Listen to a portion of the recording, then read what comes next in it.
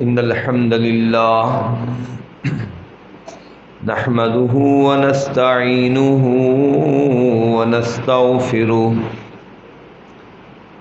ونعوذ بالله من شرور أنفسنا ومن سيئات أعمالنا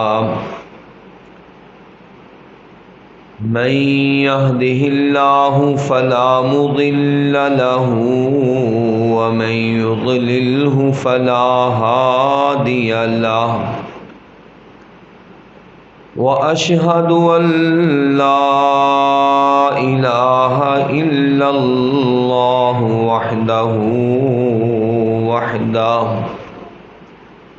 وحده لا شريك له وأشهد أن محمدا عبده ورسوله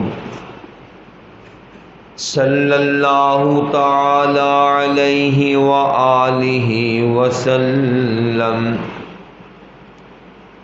أما بعد فإن خير الحديث كتاب الله وخير الهدي هدي محمد صلى الله عليه وسلم وشر الأمور محدثاتها وكل محدثة بدعة وكل بدعة ضلالة وكل ضلالة في النار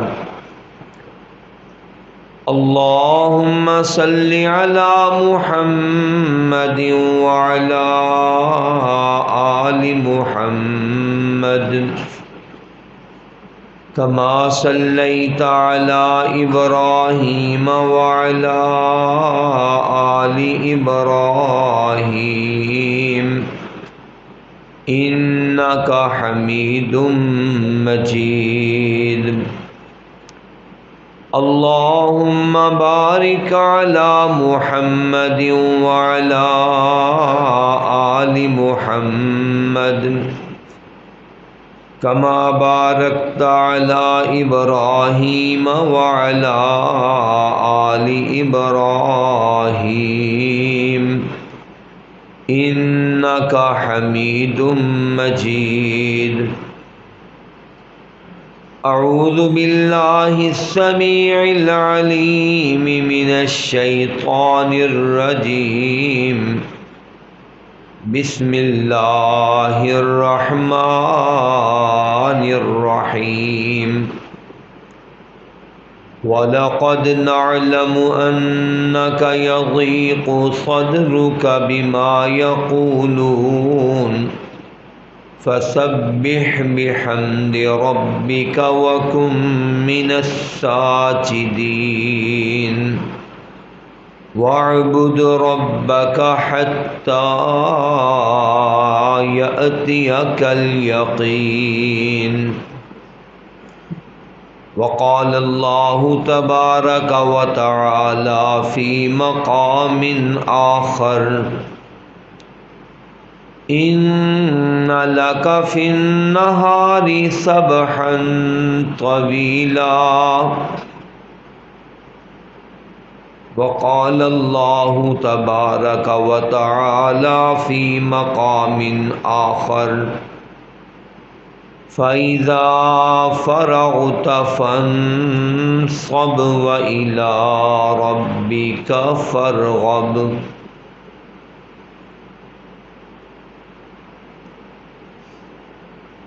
حضرات ذی وقار،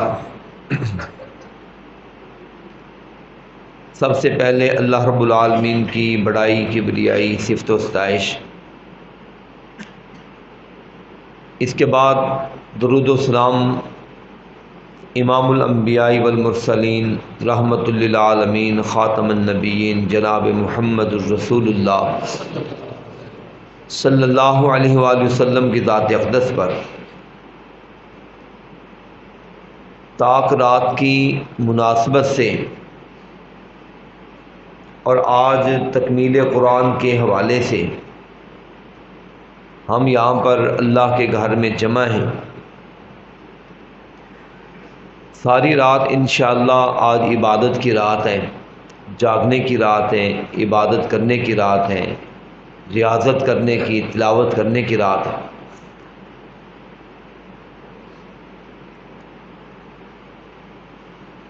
زاہد بھائی نے مجھے آپ کے شیڈول بتلایا کہ کچھ ان کو مصروف رکھیں گے، کچھ درس ہو جائے گا، رات کے آخری حصے کے اندر قیام اللیل ہوگا، وطر پڑھے جائیں گے، درمیان میں ریفریشمنٹ بھی ہے، اور ساتھ یہ بھی بتلایا کچھ دیر آرام بھی کر لیں گے۔ میں نے کہا اگر آرام کیا تو پھر جو آرام کرنے والا بندہ ہے وہ آرام میں رہ جاتا ہے۔ آج یہ ساری چیزیں آپ یاد کر لیں، آرام کا پتہ کاٹ لیں، آرام نہیں کرنا، ٹھیک ہے جی؟ ہم آ جائیں پھر آپ کا آرام ہو تو یار یہ تو پھر نہ کام بنانا ہے، کیا خیال ہے؟ آج کوشش یہ کرنی ہے انشاءاللہ جاگنا ہے۔ میں اپنی بات کرتا ہوں، انشاءاللہ جب تک آپ کی دل جمی ہوگی، آپ 5 منٹ کے بعد مجھے ظاہر کریں میں پسند نہیں آ رہا، ایسے ایسے باسیاں لیں، دائیں بائیں ہوں تو میں 6 منٹ میں ختم کر دوں۔ اگر آپ یکسوئی کے ساتھ دھیان کے ساتھ بیٹھے رہے تو یہ 1 گھنٹے سے بھی آگے چلا جائے گا، چاہے 2 گھنٹے بھی ہو جائے، چلتا جائے گا انشاءاللہ۔ آپ دلچسپی کے ساتھ بیٹھیں، توجہ کے ساتھ بیٹھیں۔ کیا آپ نے کھیر کا ٹائم مقرر تو نہیں کر دیا؟ ہاں ہاں پھر ٹھیک ہے، چلیں انشاءاللہ۔ دیکھیں یہ جو ہمارا آج کا سلسلہ ہے، اللہ کے گھر میں عبادت کرنے کے لیے بیٹھے ہیں، صحیح بخاری شریف کی اس حدیث سے آغاز کرتے ہیں کہ آقا علیہ الصلوۃ والسلام کا جو معمول تھا اس عشرے کے اندر، آخری عشرے میں، ہم تو صرف طاق راتوں کے لیے بیٹھ رہے ہیں، آپ صلی اللہ علیہ وآلہ وسلم آخری پورے عشرے کے اندر جو اہتمام کرتے تھے، صحیح البخاری کی حدیث ہے کہ آپ 3 چیزوں کا اہتمام فرماتے تھے۔ پہلے نمبر پر احیا لیلہ، آپ اپنی پوری رات زندہ فرماتے تھے، رات کو زندہ رکھتے تھے، رات کو زندہ رکھتے تھے یعنی جاگتے تھے۔ نمبر 2 ایقظ اہلہ، آپ اپنے اہل خانہ کو، گھر والوں کو بھی اس کام میں شریک کرتے اور ان کو جگاتے، اٹھو کچھ کر لو، اللہ سے کچھ مانگ لو، اللہ کے سامنے کچھ گڑ گڑا لو۔ اور تیسرے نمبر پر شد میزرہ، آپ صلی اللہ علیہ وآلہ وسلم اپنے ازدواجی معاملات کو موقوف فرما دیتے کہ یہ دن، یہ راتیں اللہ کی عبادت کے لیے ہیں، بس عبادت عبادت عبادت، تسلسل کے ساتھ عبادت، اللہ کی یاد، اللہ کو منانا، اللہ کے لیے رونا۔ حضرات یہ ہمیں سمجھ لینا چاہیے، ہم نے اپنی زندگی کا یہ طرہ بنا رکھا ہے، مزاج بنا رکھا ہے کہ ہم اپنی دہائیاں سب کے سامنے پیش کرتے ہیں، رونا دھونا سب کے سامنے پیش کرتے ہیں، کہیں سے برائیاں نہیں ہماری ہو رہی، ایک اللہ کو چھوڑ کر ہم سب کے سامنے روتے ہیں، کام نہیں بنتا۔ یقین جانیں ایک اللہ کے سامنے رونا شروع کر دیں، اللہ کو دہائی دینا شروع کر دیں، اللہ کے سامنے اپنے مسئلے رکھنا شروع کر دیں، اللہ پوری دنیا کے سامنے یہ رونے دھونے سے آزاد فرما دے۔ ہم سب کے سامنے روتے ہیں وہ چیزیں اور یقین جانیں ہم نے دیکھا ہے لوگوں کو، آپ ان کے سامنے اپنا پیٹ ننگا کرتے ہیں، کپڑا اٹھاتے ہیں، بات کرتے ہیں، لوگ بعد میں باتیں کرتے ہیں بس اس کی تو عادت ہی یہ ہے، یہ تو ہے ہی اس طرح۔ ہو سکتا ہے وہ آپ کے بارے میں صحیح سوچ رہا ہو سکتا ہے بدگمانی کی وجہ سے غلط ناجائز سوچ رہا ہو، لیکن اس کے مقابلے میں رب کو دیکھیے، رب کے سامنے مسئلہ رکھیں، اللہ کو نہ بدگمانی ہے، نہ اللہ کو غلط فہمی ہے، مانگیں گے تو اللہ خوش ہوگا اور وہ کچھ عطا فرمائے گا، یقین جانیں جس کا ہم تصور بھی نہیں کر سکتے۔ میں انشاءاللہ آج اسی ٹاپک کو لے کر ذوق عبادت کو، شوق عبادت کو لے کر آگے چلتا ہوں اور بتلاؤں گا کہ اللہ کے نیک بندوں کو اللہ پاک نے اگر دنیا کے اندر سر بلندی عطا فرمائی ہے، کامیابی عطا فرمائی ہے، عزت عطا فرمائی ہے، تمکنت اور وقار عطا فرمایا ہے، تو اپنی عبادت کی وجہ سے عطا فرمایا ہے۔ دولت کی فراوانی، وسائل کی کثرت، دولت کی فراوانی، وسائل کی کثرت، یہ چیز آپ کہیں کہ رب کے قریب کرتی ہے، یہ قطعاً غلط ہے۔ قرآن پاک کے اندر ایک چھوٹی سی صورت آپ پڑھتے ہیں جس کا نام التکاثر ہے، یا الہاکم التکاثر اسے کہتے ہیں۔ قرآن تو یہ کہتا ہے کہ الہاکم التکاثر، زیادہ کی ہوس نے، بہتات نے، بہتات ہر چیز بہت ہو جائے، بہت ہو جائے، بہت ہو جائے، بہتات کی ہرس نے، کثرت کی طلب نے، الہاکم میرے بندو تمہیں غافل کر دیا۔ کتنا غافل؟ حتیٰ زرتم المقابر، تمہاری غفلت تب تک رہتی ہے، تمہاری آنکھیں تب تک بند رہتی ہیں جب تک کہ تم قبرستان میں نہیں پہنچ جاتے۔ قبرستان میں پہنچتے ہو پھر تمہاری آنکھیں کھلتی ہیں، غفلت ختم ہوتی ہیں، لیکن اس وقت ختم ہونے کا کوئی فائدہ نہیں ہوتا۔ اللہ کی طرف سے اعلان ہوتا ہے کلا سوف تعلمون ثم کلا سوف تعلمون، اب تو تمہیں پتہ چلے گا جو کچھ تم نے کیا ہے، سنو خبردار، اب تمہیں پتہ چل جائے گا تم کر کے کیا آئے۔ اس وقت عجیب بات ہے، عجیب بات ہے، جب تک بندے کی آنکھیں دنیا کے اندر کھلی ہیں، جب تک کان سن رہے ہیں، عجیب بات ہے کہ دونوں چیزیں ہی بیکار پڑی ہوئی ہیں، آنکھیں دیکھ نہیں رہی اور کان سن نہیں رہے۔ بندہ مرتا ہے، آپ سمجھتے ہیں کہ آنکھیں بند ہوگی، کان بند ہو گئے۔ قرآن کہتا ہے کہ اس وقت بندے کی آنکھیں صحیح کھلتی ہیں اور کان اس کے صحیح سنتے ہیں، کیونکہ پردے ہٹ جاتے ہیں۔ فَكَشَفْنَا عَنْكَ غِطَاءَكَ، وہ جو آنکھوں کے آگے پردے آئے ہوئے تھے، آنکھیں کھلی ہیں، ہر چیز دیکھ رہی ہیں، لیکن وہ چیزیں دیکھنی ہیں جو ان کا من پسند ہے، جو دیکھنے اللہ دکھانا چاہتا ہے، وہ نظر نہیں آ رہا تھا۔ مالک فرماتے ہیں جب بندے کی آنکھیں بند ہوتی ہیں، دنیا سے ناطہ ختم ہوتا ہے، پھر اس کی آنکھیں کھلتی ہیں، اور ایسی کھلتی ہیں، قرآن کہتا ہے فَبَصَرُكَ الْيَوْمَ حَدِيدٌ، آج تیری آنکھ لوہے کی طرح تیز ہوئی پڑی، تیز آنکھ نظر آئے۔ سورہ مریم کے اندر اللہ پاک نے ایک اور لفظ استعمال کیا ہے، گرامر جاننے والا اگر لوگ جانیں تو اس کا بڑا عجیب مطلب ہوتا ہے۔ وہ صیغہ ہوتا ہے ایک عربی کے اندر، اس کو فعل تعجب کہتے ہیں، فعل تعجب۔ یہ جہاں بھی استعمال ہوتا ہے اس کے اندر بڑا زور اور پاور پیدا ہوتی ہے، ایک لفظ کے اندر تعجب ہوتا ہے۔ اللہ پاک فرماتے ہیں کہ اسمع بہم و ابصر، لوگوں جیسے ہی بندہ مرنے کے بعد اٹھے گا نا، آنکھیں بند ہو جائیں گی، پھر اگلا جہان شروع ہوگا۔ اسمع بہم و ابصر، آج ان کے کان بہت سننے لگ جائیں گے، و ابصر، اور ان کی آنکھیں بہت دیکھنے لگ جائیں گی۔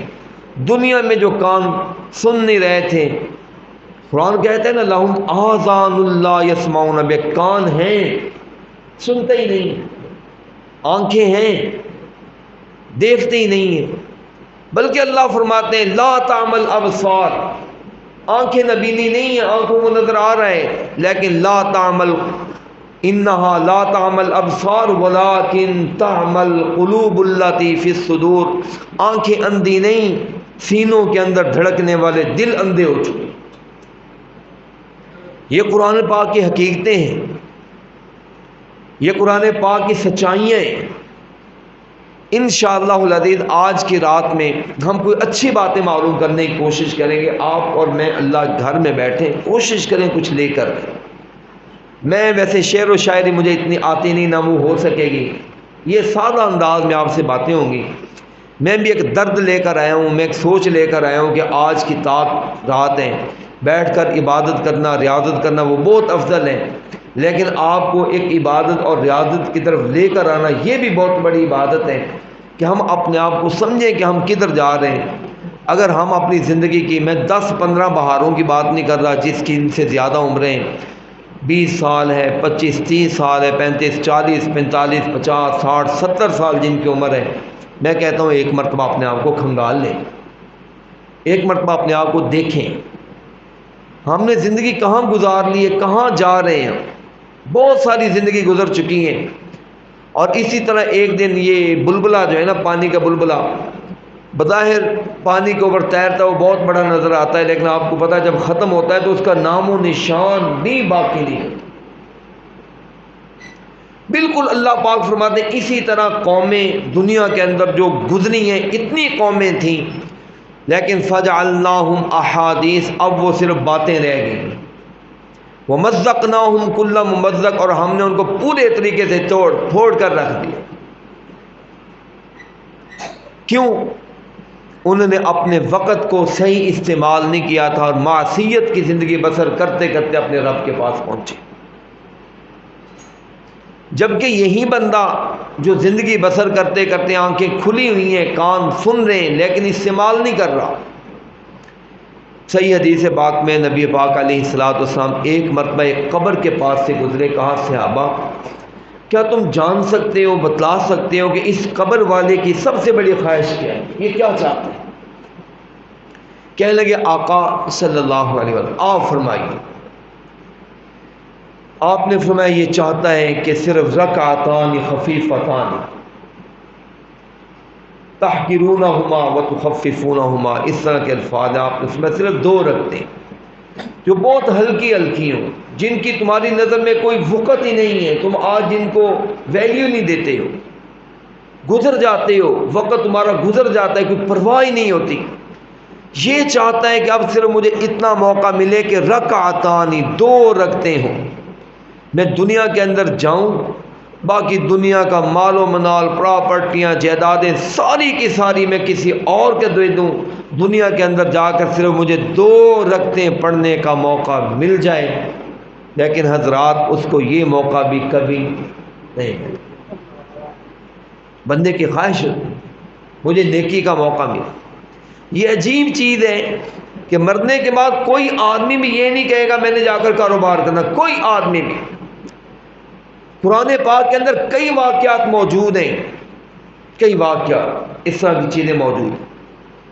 ایک واقعے کے اندر بھی یہ نہیں ہے کہ مرنے والا کہے گا میں نے جا کر اپنے بچوں کے لیے کرنا ہے، یونیورسٹی چھوڑ کر آنا ہے، اسکول لے کر جانا ہے، ان کی شادی بیاہ کا کرنا ہے، کاروبار کرنا ہے، کوئی بھی نہیں کہے گا۔ ہر کوئی یہ کہے گا، ایک آیت میں یہ کہیں گے اللہ مجھے لوٹا دے، کیوں؟ لعلی اعمل صالحا، تاکہ جا کر کچھ کام کر لوں، بندہ کہے گا۔ ایک اور آیت میں یہ ہے، وہ کہے گا یا اللہ لولا اخرتنی الی اجل قریب، تھوڑی سی اور مہلت کیوں نہ دے دی؟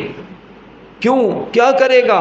مہلت اگر دے دیں تو کیا کرے گا؟ کہے گا فاصدق، جا کر صدقہ کروں گا، وَأَكُن مِّنَ الصَّالِحِينَ، نیک بن جاؤں گا۔ کبھی کسی نے یہ نہیں کہا کہ مجھے دوبارہ۔ قرآن پاک کے اندر یہ موجود ہے، ایک نیک آدمی سورہ یاسین کے اندر اس کا تذکرہ موجود ہے کہ اس نے لوگوں کو سمجھایا اے میری قوم نبیوں کی مخالفت نہ کرو، یہ اچھے لوگ ہیں، ان کی بات مان لو۔ سورہ یاسین جب شروع ہوتی ہیں، پچھلا پارہ مکمل ہو رہا ہے، اگلا پارہ شروع ہو رہا ہے، وہاں پر یہ آیت اور پھر اگلے سپارے پر یہ شروع ہو جاتی ہیں۔ 23واں پارہ ہے، پچھلا 22واں پارہ ہے، 22ویں پارے کی آخری آیت اور 23ویں پارے کی پہلے والی آیات۔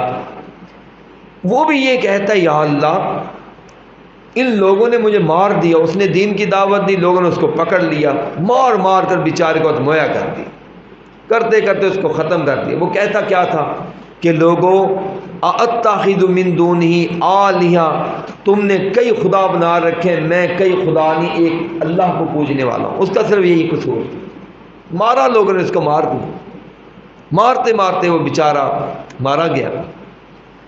مرا تو اس کی خواہش یہ تھی یا لیت قومی یعلمون بما غفر لی ربی وجعلنی من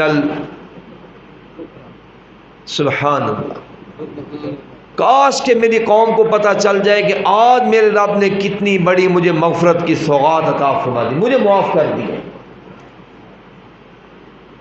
یا لیت قومی یعلمون بما غفر لی ربی، رب نے مجھے معاف کر دیا، اور یہ بھی جان لے قوم، وجعلنی من المکرمین، آج اللہ نے میرے سر پر کرامت اور عزت کے تاج پہنا دیے کہ میں اللہ کے راستے میں بات کرتے کرتے مرا ہوں۔ وہ یہ نہیں خواہش کر رہا مجھے دوبارہ بھیج دو، بلکہ وہ کہتا ہے کاش کہ میری قوم کو پتہ چلے وہ بھی میری طرح کے عمل کرے، نیکی کی بات کر رہا ہے۔ چوتھے پارے کے اندر اللہ پاک نے اصحاب احد کا ذکر کیا ہے، جب وہ شہید ہو گئے، اللہ کے پاس پہنچ گئے، حدیث پاک میں آتا ہے اللہ نے ان سے پوچھا میرے بندو اب کیا چاہتے ہو؟ ہائے اللہ، اللہ پاک نے ان کا تذکرہ جو کیا ہے نا وہ قرآن پاک چوتھے پارے میں، وہ کہتے ہیں فرحین بما آتاہم اللہ من فضلہ ویستبشرون بالذین لم یلحقوا بهم من خلفہم، کہ وہ اللہ کی نعمت پا کر، شہادت کا رتبہ پا کر خوش ہیں، اور ان کی خواہش یہ ہے کہ اللہ ہمارے بعد والے دنیا میں جو باقی بچ گئے ان کو پیغام دے دیا جائے، وہ بھی ہمارے راستے پر چلتے چلتے چلتے یہ درجہ پا کر جنت کے اندر آ جائیں۔ بخاری شریف کے اندر یہ بھی حدیث ہے کہ جو آدمی فوت ہوتا ہے نا، کوئی بھی آدمی مرنے کے بعد یہ نہیں کہتا میں نے دنیا میں جا کر کوئی کام کرنا ہے، صرف شہید کہتا ہے یا اللہ مجھے ایک مرتبہ دنیا میں بھیج دے، اسے کہا جائے گا کیوں جائے گا؟ یہ نہیں کہے گا میں کاروبار، وہ یہ کہے گا یا اللہ میں جاؤں گا اقتل فی سبیل اللہ ثم احیا ثم اقتل ثم احیا ثم اقتل، مجھے بار بار زندگی ملے، بار بار تیرے دین کا کام کرتے کرتے مر جاؤں، پھر زندگی ملے پھر مر جاؤں، پھر زندگی ملے پھر مر جاؤں۔ اللہ تیرے راستے میں نیکی کرنے کا مزہ ہی اتنا آیا تھا۔ اس طرح کی کئی چیزیں میرے پاس موجود ہیں، میں بات کو آگے بڑھاؤں صرف ایز این ایگزامپل آپ کے سامنے پیش کر رہا ہوں کہ بندہ مرنے کے بعد آنکھیں کھولتا ہے اور اس کو پتہ چلتا ہے کہ زندگی تو جناب نیکی کی جگہ تھی جس کو میں نے پایا ہی نہیں، سمجھا ہی نہیں۔ ہم من حیث القوم، من حیث المعاشرہ، جس حساب سے زندگی بسر کر رہے ہیں، مجھے یہ بتائیں کس کی یہ فکر ہے جو مرنے کے بعد فکر ہونے والا ہے؟ کسی کی فکر نہیں۔ ہر بندے کو اپنی فکر لگی ہے، 99 کا چکر چل رہا ہے۔ امیر آدمی کو دیکھ لیں یار اس کی اپنی ہوس ہے، اس کی ہرس ہے، یہ بھی کلیہ غلط ہے۔ لو جی میرے پاس دولت ہوگی، 4 پیسے آ جائیں گے تو میں ہرس چھوڑ دوں گا، پیسے آ جائیں گے میں خرچ کرنا شروع کر دوں گا، پیسے آ جائیں گے میں جناب مسجد میں مل کے بیٹھ جانا کم، یہ ہوتا ہی نہیں ہے۔ اللہ معاف کرے جس کے پاس زیادہ دولت ہوتی ہے وہ ہرس، اس کی ہرس بھی زیادہ ہوتی ہے۔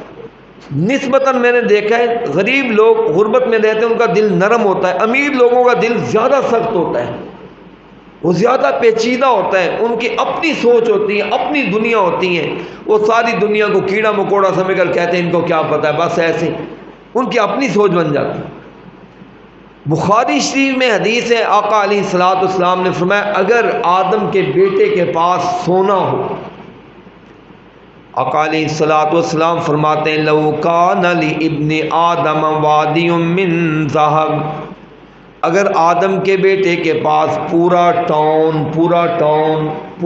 یہاں پر بھی Mall Town A, Mall Town B, Mall Town C, Satellite Town یا گرین ٹاؤن، یہ ٹاؤن ہے نا یہاں پر، حضور علیہ الصلوۃ والسلام فرماتے ہیں آپ گرین ٹاؤن میں بیٹھے ہیں نا، گرین ٹاؤن کی بات کریں، آپ نے فرمایا اگر آدم کے بیٹے کے پاس پورا ٹاؤن سونے کا ہو، پورے ٹاؤن کے اندر مکان، ریت، پتھر، اینٹیں، پانی، درختوں کے پتے، شاخیں، اس کے اندر بسنے والے سارے انسان، سارے جانور، ساری کی ساری چیزیں سونے کی ہو جائیں، ہماری توقع تو یہ نا 1 آدھا 2 تولے 4 تولے 1 اینٹ سونے کی مل جائے، پھر ہماری ہرس ختم ہو جائے گی۔ نہیں جناب نہیں، یہ غلط بات ہے، ہرس ختم نہیں ہوتی، اپنی ہرس کو زبردستی مکانا پڑتا ہے، ختم کرنا پڑتا ہے۔ آپ اگر چاہیں گے ختم ہو جائے تو یہ نہیں ہوگی، ختم کرنی پڑتی ہے، اور اس کے لیے من مارنا پڑتا ہے، اپنے آپ کو جھکانا پڑتا ہے، لگانا پڑتا ہے، اور وہ کیسے لگانا ہے میں آگے آپ کو بتلاتا ہوں۔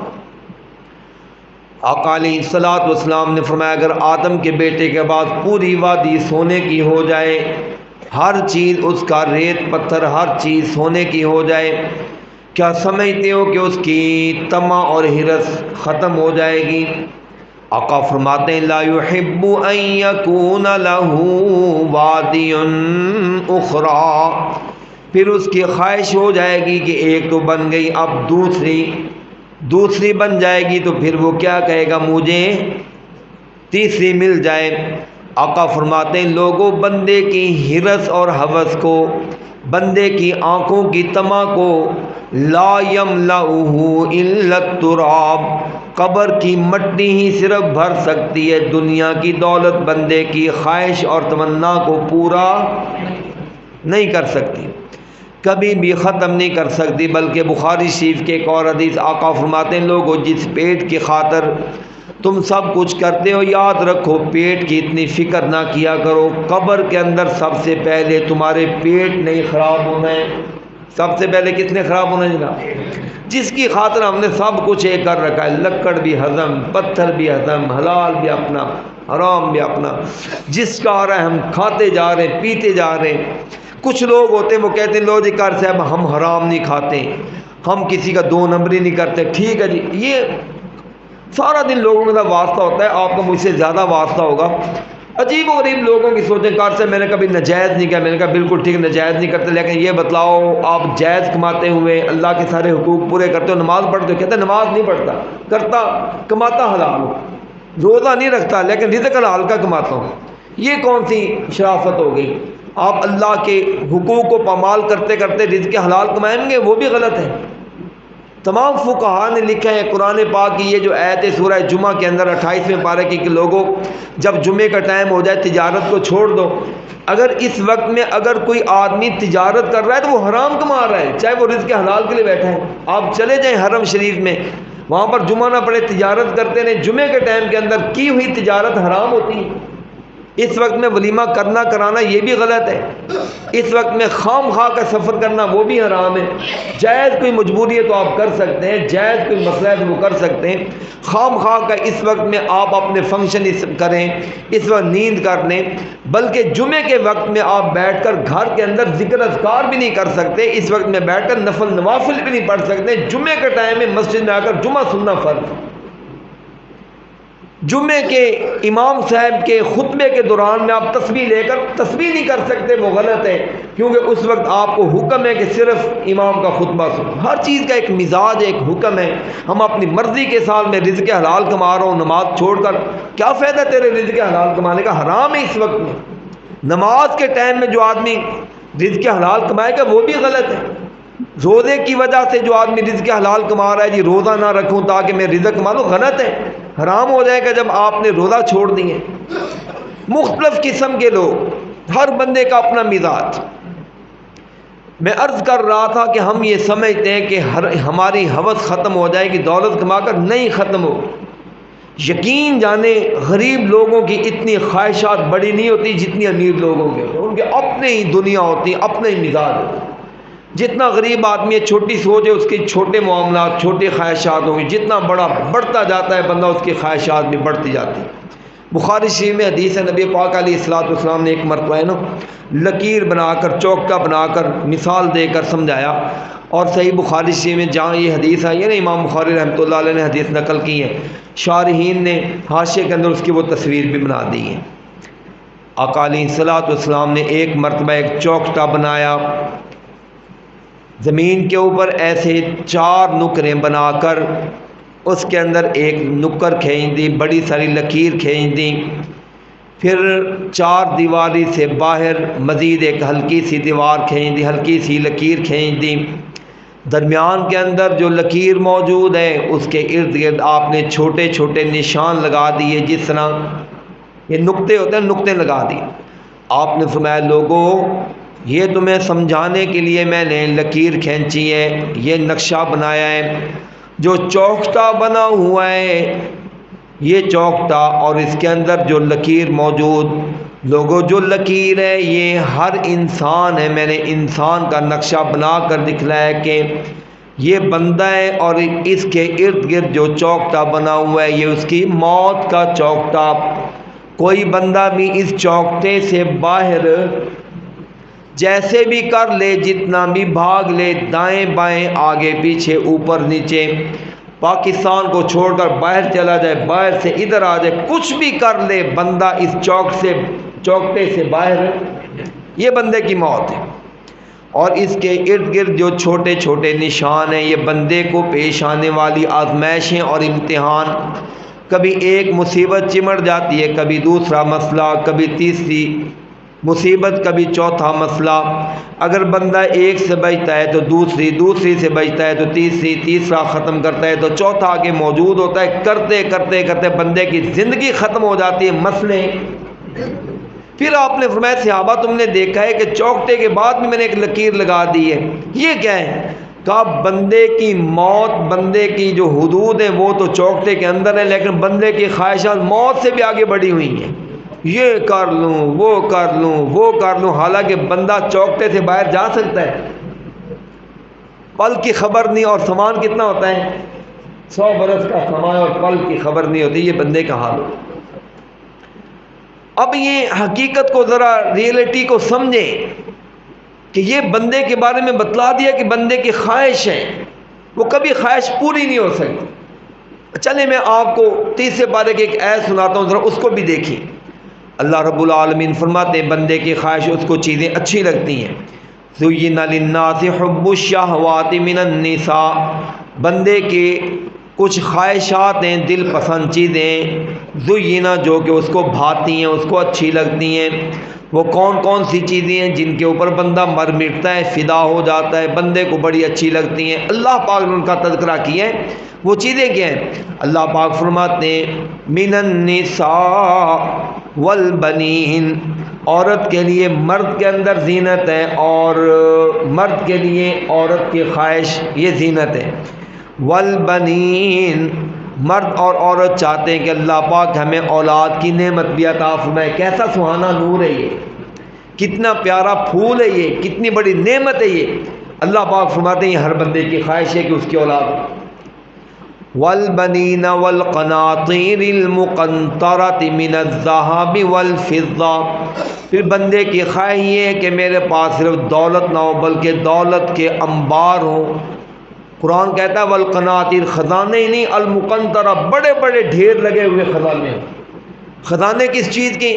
من الذهب والفضہ، وہ چاہتا ہے کہ سونے اور چاندی کے خزانے ہو جائیں۔ والخیل المسومۃ، بندہ چاہتا ہے کہ نسلی قسم کے، ودیع اچھی قسم کے کوئی گھوڑے میرے پاس ہونے چاہیے۔ والانعام، آج کل گھوڑوں کی جگہ پر ہم اس کا ترجمہ کریں گے، گھوڑے اس زمانے میں سب سے اعلیٰ قسم کی سواری ہوا کرتی تھی، گدھا، پھر خچر، اور اس کے بعد گھوڑا۔ پھر گھوڑوں کے اندر بھی کئی قسمیں ہوتی تھیں، اعلیٰ قسم کے گھوڑے، اعلیٰ سواری ہوتی تھی۔ بالکل اسی طرح جس طرح ہمارے پاس سائیکل، سائیکل موٹر، کار، کار کے بعد پھر آگے قسمیں شروع ہو جاتی ہیں، مہران سے شروع ہو کر کرتے کرتے آپ بڑی سے بڑی گاڑی کی طرف چلتے ہیں۔ اس زمانے میں گھوڑا سب سے بڑی سواری ہوتی تھی۔ تو بندہ یہ چاہتا ہے نئے نئے ماڈل کی، اعلیٰ قسم کی اچھی میرے پاس گاڑی ہونی چاہیے۔ آگے والانعام، بندہ چاہتا ہے کہ میرے پاس کیٹل فارم ہوں، بڑے بڑے فارم ہوں، میرے پاس جانور ہوں۔ والحرثی، بندہ چاہتا ہے کہ میرے پاس رقبہ داری، زمینداری بھی ہو، میرے پاس فارم ہونے چاہیے، ماڈل فارم ہو، میرے پاس جناب کھیتی باڑی ہو۔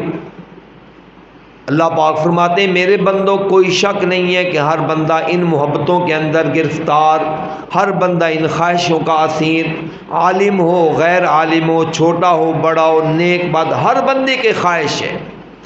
لیکن اللہ فرماتے ہیں ذالک متاع الحیات الدنیا واللہ عندہ حسن المآب، لوگو یہ دنیا کی زینت، دنیا کے ٹھکانے، دنیا کے معاملات، اگر تم سمجھنا چاہتے ہو، اگر دنیا کے اندر ہی جی لگانا چاہتے ہو تو تمہاری مرضی، اللہ کے پاس اس سے بہتر تمہارے لیے چیزیں اللہ نے بنا رکھی ہیں، اور وہ کیا ہیں؟ قل اعنبئکم بخیر من ذالکم، کیا میں تمہیں خبر نہ دوں اس سے بہتر چیز کی؟ اور وہ کیا چیز ہے؟ للذین اتقوا عند ربہم جنات، لیکن وہ پرہیزگار لوگوں کو، اچھے لوگوں کو، نیک لوگوں کو ہم عطا کریں گے۔ اور وہ کیا چیزیں جناب؟ وہ جنتیں۔ آگے جنت کی وضاحت ہے، وہ آپ کو بتلانے کی مزید ضرورت نہیں۔ جنت، جنت کی نعمت، جنت کے کمال، جنت کے جمال، میں کہتا ہوں چلو یہ چیز سوچ لیں نا، بندے کے رونگٹے کھڑے ہو جاتے ہیں۔ نبی پاک علیہ الصلوۃ والسلام نے فرمایا جنت کی جو ایک حور ہے نا، حور، والا نصیفھا خیر من الدنیا وما فیہا، جنت کی حور کے سر کا دوپٹہ وہ دنیا جہاں کی ساری دولت سے زیادہ قیمتی صرف اس کا دوپٹہ ہے۔ آپ نے فرمایا صرف جنت کی حور ایک مرتبہ دنیا میں جھانک لے، پوری دنیا کے اندر کبھی رات نہ ہے، ہمیشہ ہر طرف نور ہی نور پیدا ہو جائے۔ پھر آپ نے فرمایا صرف نور نہیں، ہر طرف خوشبو ہی خوشبو پیدا ہو۔ اللہ پاک نے جنت میں ایسی چیزیں رکھی ہیں۔ اچھا یہ مجھے بتلائیں ایک اور چیز دیکھیں، شہد دیکھیں، آج کل ایک پاؤ ایک ٹانگ لینا مشکل ہوتا ہے، کتنا مشکل ہے۔ اللہ رب العالمین سورہ محمد 26ویں پارے میں فرماتے ہیں، لوگوں جنت کے اندر تمہارے لیے انہار من عسل مصفا، شہد کی چلتی ہوئی صاف شہد کی نہریں ہوں۔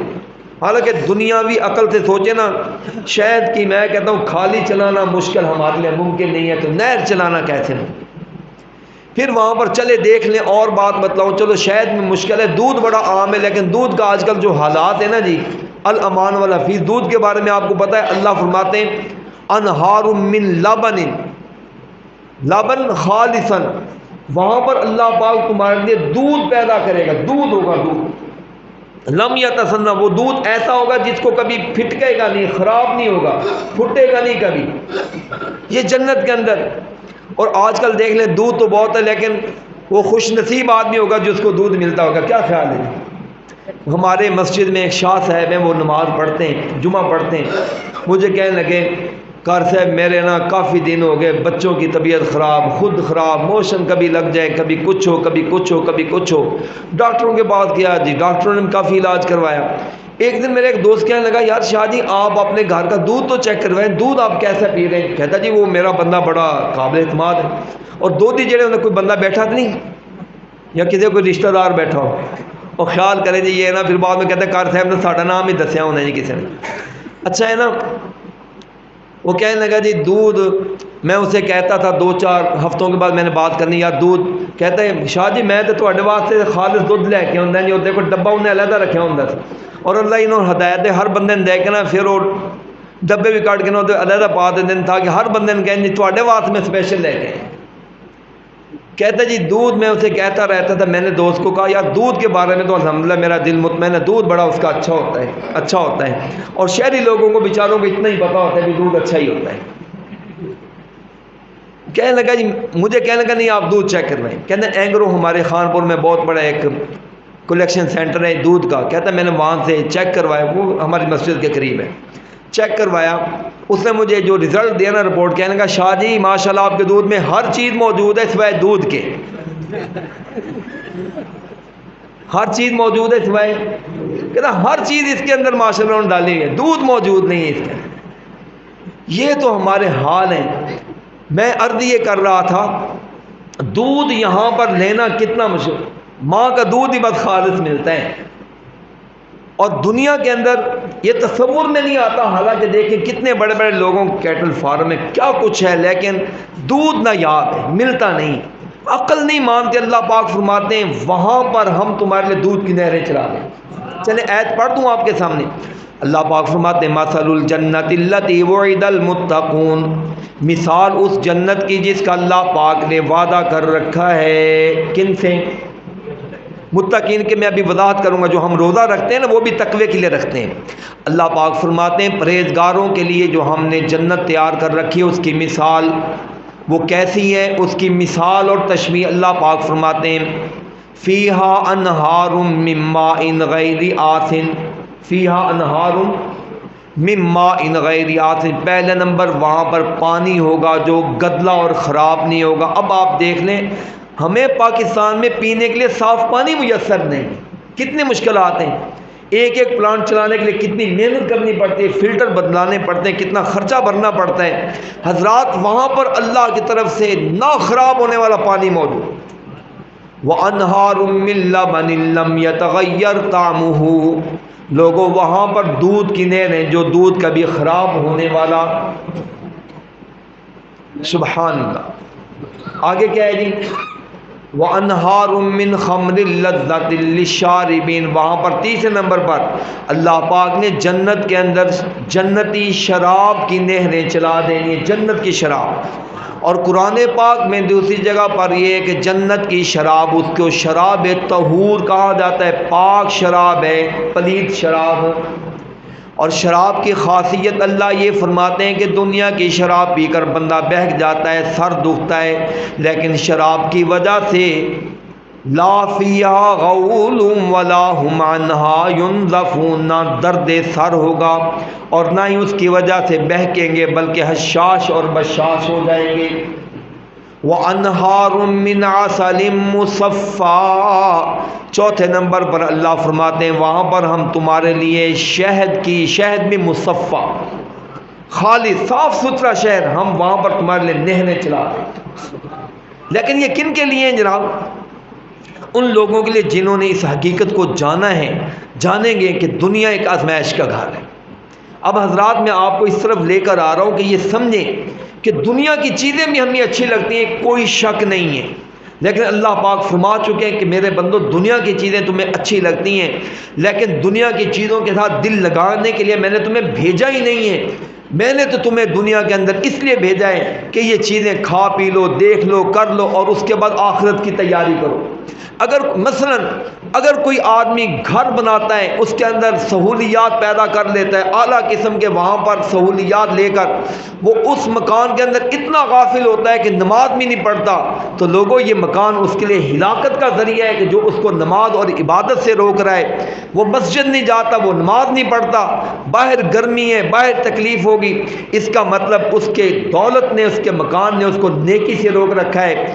اگر کوئی آدمی خوبصورت عورت سے شادی کر لیتا ہے، اس کا دل لگانے والی، اس سے محبت کرنے والی، اس کے پاس بیوی موجود ہے، اس کا جی لگانے والی پیاری سی اولاد اس کے پاس موجود ہے، لیکن اگر وہ اپنے رب کے دین کو ضائع کر رہا ہے، اللہ فرماتے ہیں میرے بندو یاد رکھو تمہاری بیوی بھی تمہاری دشمن ہے، تمہاری اولاد بھی تمہاری دشمن ہے، تمہارا مال بھی تمہارا دشمن ہے جو تمہیں اللہ کی عبادت سے روک رہا ہے۔ اب یہ ساری چیزیں ہم دنیا کے اندر آئے اس لیے ہیں کہ ہم یہ چیزیں کھا پی کر، لے کر، استعمال کر کے، جی بہلا کر، آرام کر کے، کچھ کھا کر کے، جو کچھ مرضی یہ کر لیں، لیکن اصل مقصد وہ عبادت ہے، اس کو ہم کرنا شروع کریں۔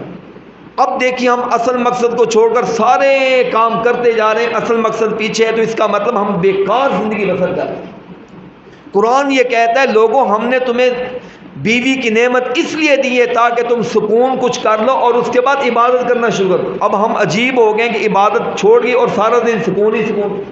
اولاد اس لیے دی ہے تاکہ تمہارا جی لگا رہے، تمہیں محبت ملتی ہے، سکون ملتا ہے، عافیت ملتی ہے۔ اگر اولاد کے اندر لگ کر تم نماز کو ضائع کر دو، اللہ فرماتے ہیں میرے بندو یاد کر لو ان من ازواجکم و اولادکم عدو، یہ اولاد، یہ بیویاں اور اولاد تمہاری دشمن ہے جب یہ تمہیں اللہ کے دین سے روک دیں۔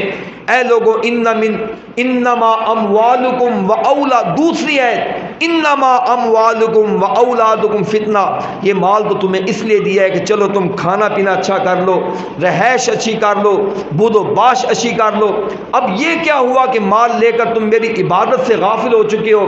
اس کا مطلب یہ ہے کہ دولت تمہارے لیے نیک شکون نہیں بلکہ نحوست والی چیز ہے جس کی وجہ سے تم عبادت سے رکے ہوئے ہو۔ کیا فائدہ ایسے مال کا؟ ہم اصل مقصد کو پیچھے چھوڑ کر، اصل مقصدیت کو، فلسفی کو بھلا کر غیر ضروری چیزوں کے اندر لگ کر اپنی زندگی بسر کر دیں اور کرتے کرتے مر جائیں، تو مجھے بتلائیں ہم سے زیادہ بیکار آدمی کون؟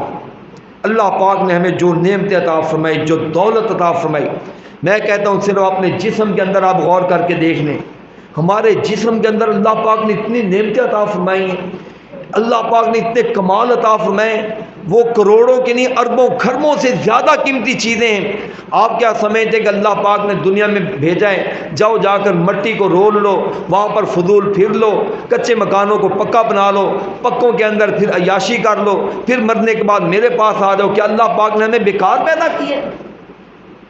میں نے یہ 23ویں رات کا درس تھا میرا ریاض الجنہ سیٹلائٹ ٹاؤن کے اندر مسجد، وہاں پر خانپور کے بہت بڑے ڈاکٹر ہیں، اسپیشلسٹ ہیں آئی کے، وہ بیٹھے ہوئے تھے۔ جب میں درس سے فارغ ہوا تو انہوں نے مجھے ایک بڑی کہنے کا کار صاحب آپ نے بڑی حیران کر مجھے آج باتیں بتلائیں، میں چونکہ آئی کا اسپیشلسٹ ہوں میں آپ کو بتلاتا ہوں، یہ بھی آپ کسی کو بتلائیں تاکہ یہ بھی اللہ کا ہم پر کتنا احسان ہے۔ وہ کہتے ہیں اللہ پاک نے ہماری آنکھوں کا جو سسٹم رکھا ہوا ہے اس کے اندر ہر وقت پانی کے قطرے چلتے رہتے ہیں، یہ یہاں سے ہو کر یہاں سے نالی لگی، یہاں سے ہو کر ناک، پھر گلے کے ذریعے یہ بندے کے نکلتے رہتے ہیں، اور جیسے ہی یہ قطرے ناک کے اندر آتے ہیں بندہ سانس لیتا ہے، فوراً یہ تحلیل ہو جاتے ہیں، ختم ہو جاتے ہیں۔ کہتے ہیں ہماری آنکھ کا سلسلہ اگر اللہ اس میں پانی نہ رکھے، ہماری آنکھیں اکڑ جائیں، ہماری آنکھیں جھپکنا بھول جائیں، ہمیں تکلیف ہو، پریشانی ہو، اللہ نے آنکھ کے اندر ایسا سسٹم لگا رکھا ہے کہ 1 منٹ کے اندر 14 مرتبہ وہاں پر وائپر پھرتا ہے اور ہماری آنکھوں کی صفائی ہوتی رہتی ہے۔ 1 منٹ میں 14 مرتبہ اللہ کی طرف سے صفائی ہوتی رہتی ہے۔ کبھی غور کیا ہم نے جو اللہ نے ہمیں نعمت؟ آپ کیا سمجھتے ہیں، میں کیا سمجھتا ہوں کہ اللہ پاک نے مجھے اتنی بڑی نعمت عطا فرمائی؟ آنکھ دیکھ لیں 1 نہیں 2 ہیں، کان دیکھ لیں 1 نہیں 2 ہیں، دل دیکھ لیں، گردے دیکھ لیں، جگر دیکھ لیں، تلی دیکھ لیں، کس کس عضو کا تذکرہ کروں؟ یہ کروڑوں کے نہیں اربوں سے زیادہ قیمتی چیزیں ہیں۔ کیا آپ سمجھتے ہیں کہ اللہ پاک نے ہمیں دنیا میں بھیجا ہے چلو جا کر بیکار کام کرو، الٹے سیدھے کام کر لو، کھا لو پی لو مر جاؤ، میرے پاس آ جاؤ؟ اللہ نے اس لیے بھیجا ہے۔ قرآن کہہ رہا ہے میرے بندو ایحسب الانسان ان یترک سدی، میرے بندے کیا تم نے سمجھا ہے کہ میں تجھے ایسے بیکار چھوڑ دوں گا؟ دوسری آیت میں اللہ پاک فرماتے ہیں افحسبتم انما خلقناکم عبثا، میرے بندو کیا تم نے سمجھا ہے کہ ہم نے تمہیں فضول پیدا کیا ہے؟ وَأَنَّكُمْ إِلَيْنَا لَا تُرْجَعُونَ، اور کیا تم سمجھتے ہو کہ ہمارے پاس نہیں آنا؟ نہیں، تم ہمارے پاس آؤ گے، ترجعون الی ربکم فینبئکم بما کنتم تعملون، رب کے پاس تمہیں لے جایا بھی جائے گا اور رب تمہارے سامنے تمہارا نامہ اعمال پیش بھی کرے گا، دیکھ لو تم یہ کچھ کر کے آئے ہو، کرنا تم نے یہ تھا، یہ کر کے آئے ہو۔ حضرات یہ زندگی کا مقصد پانے کی ضرورت ہے۔ ہم اپنے طور پر بڑے سیانے ہیں، بڑے سمجھدار ہیں، ہر بندہ ٹکے پائی پیسے کا حساب رکھتا ہے۔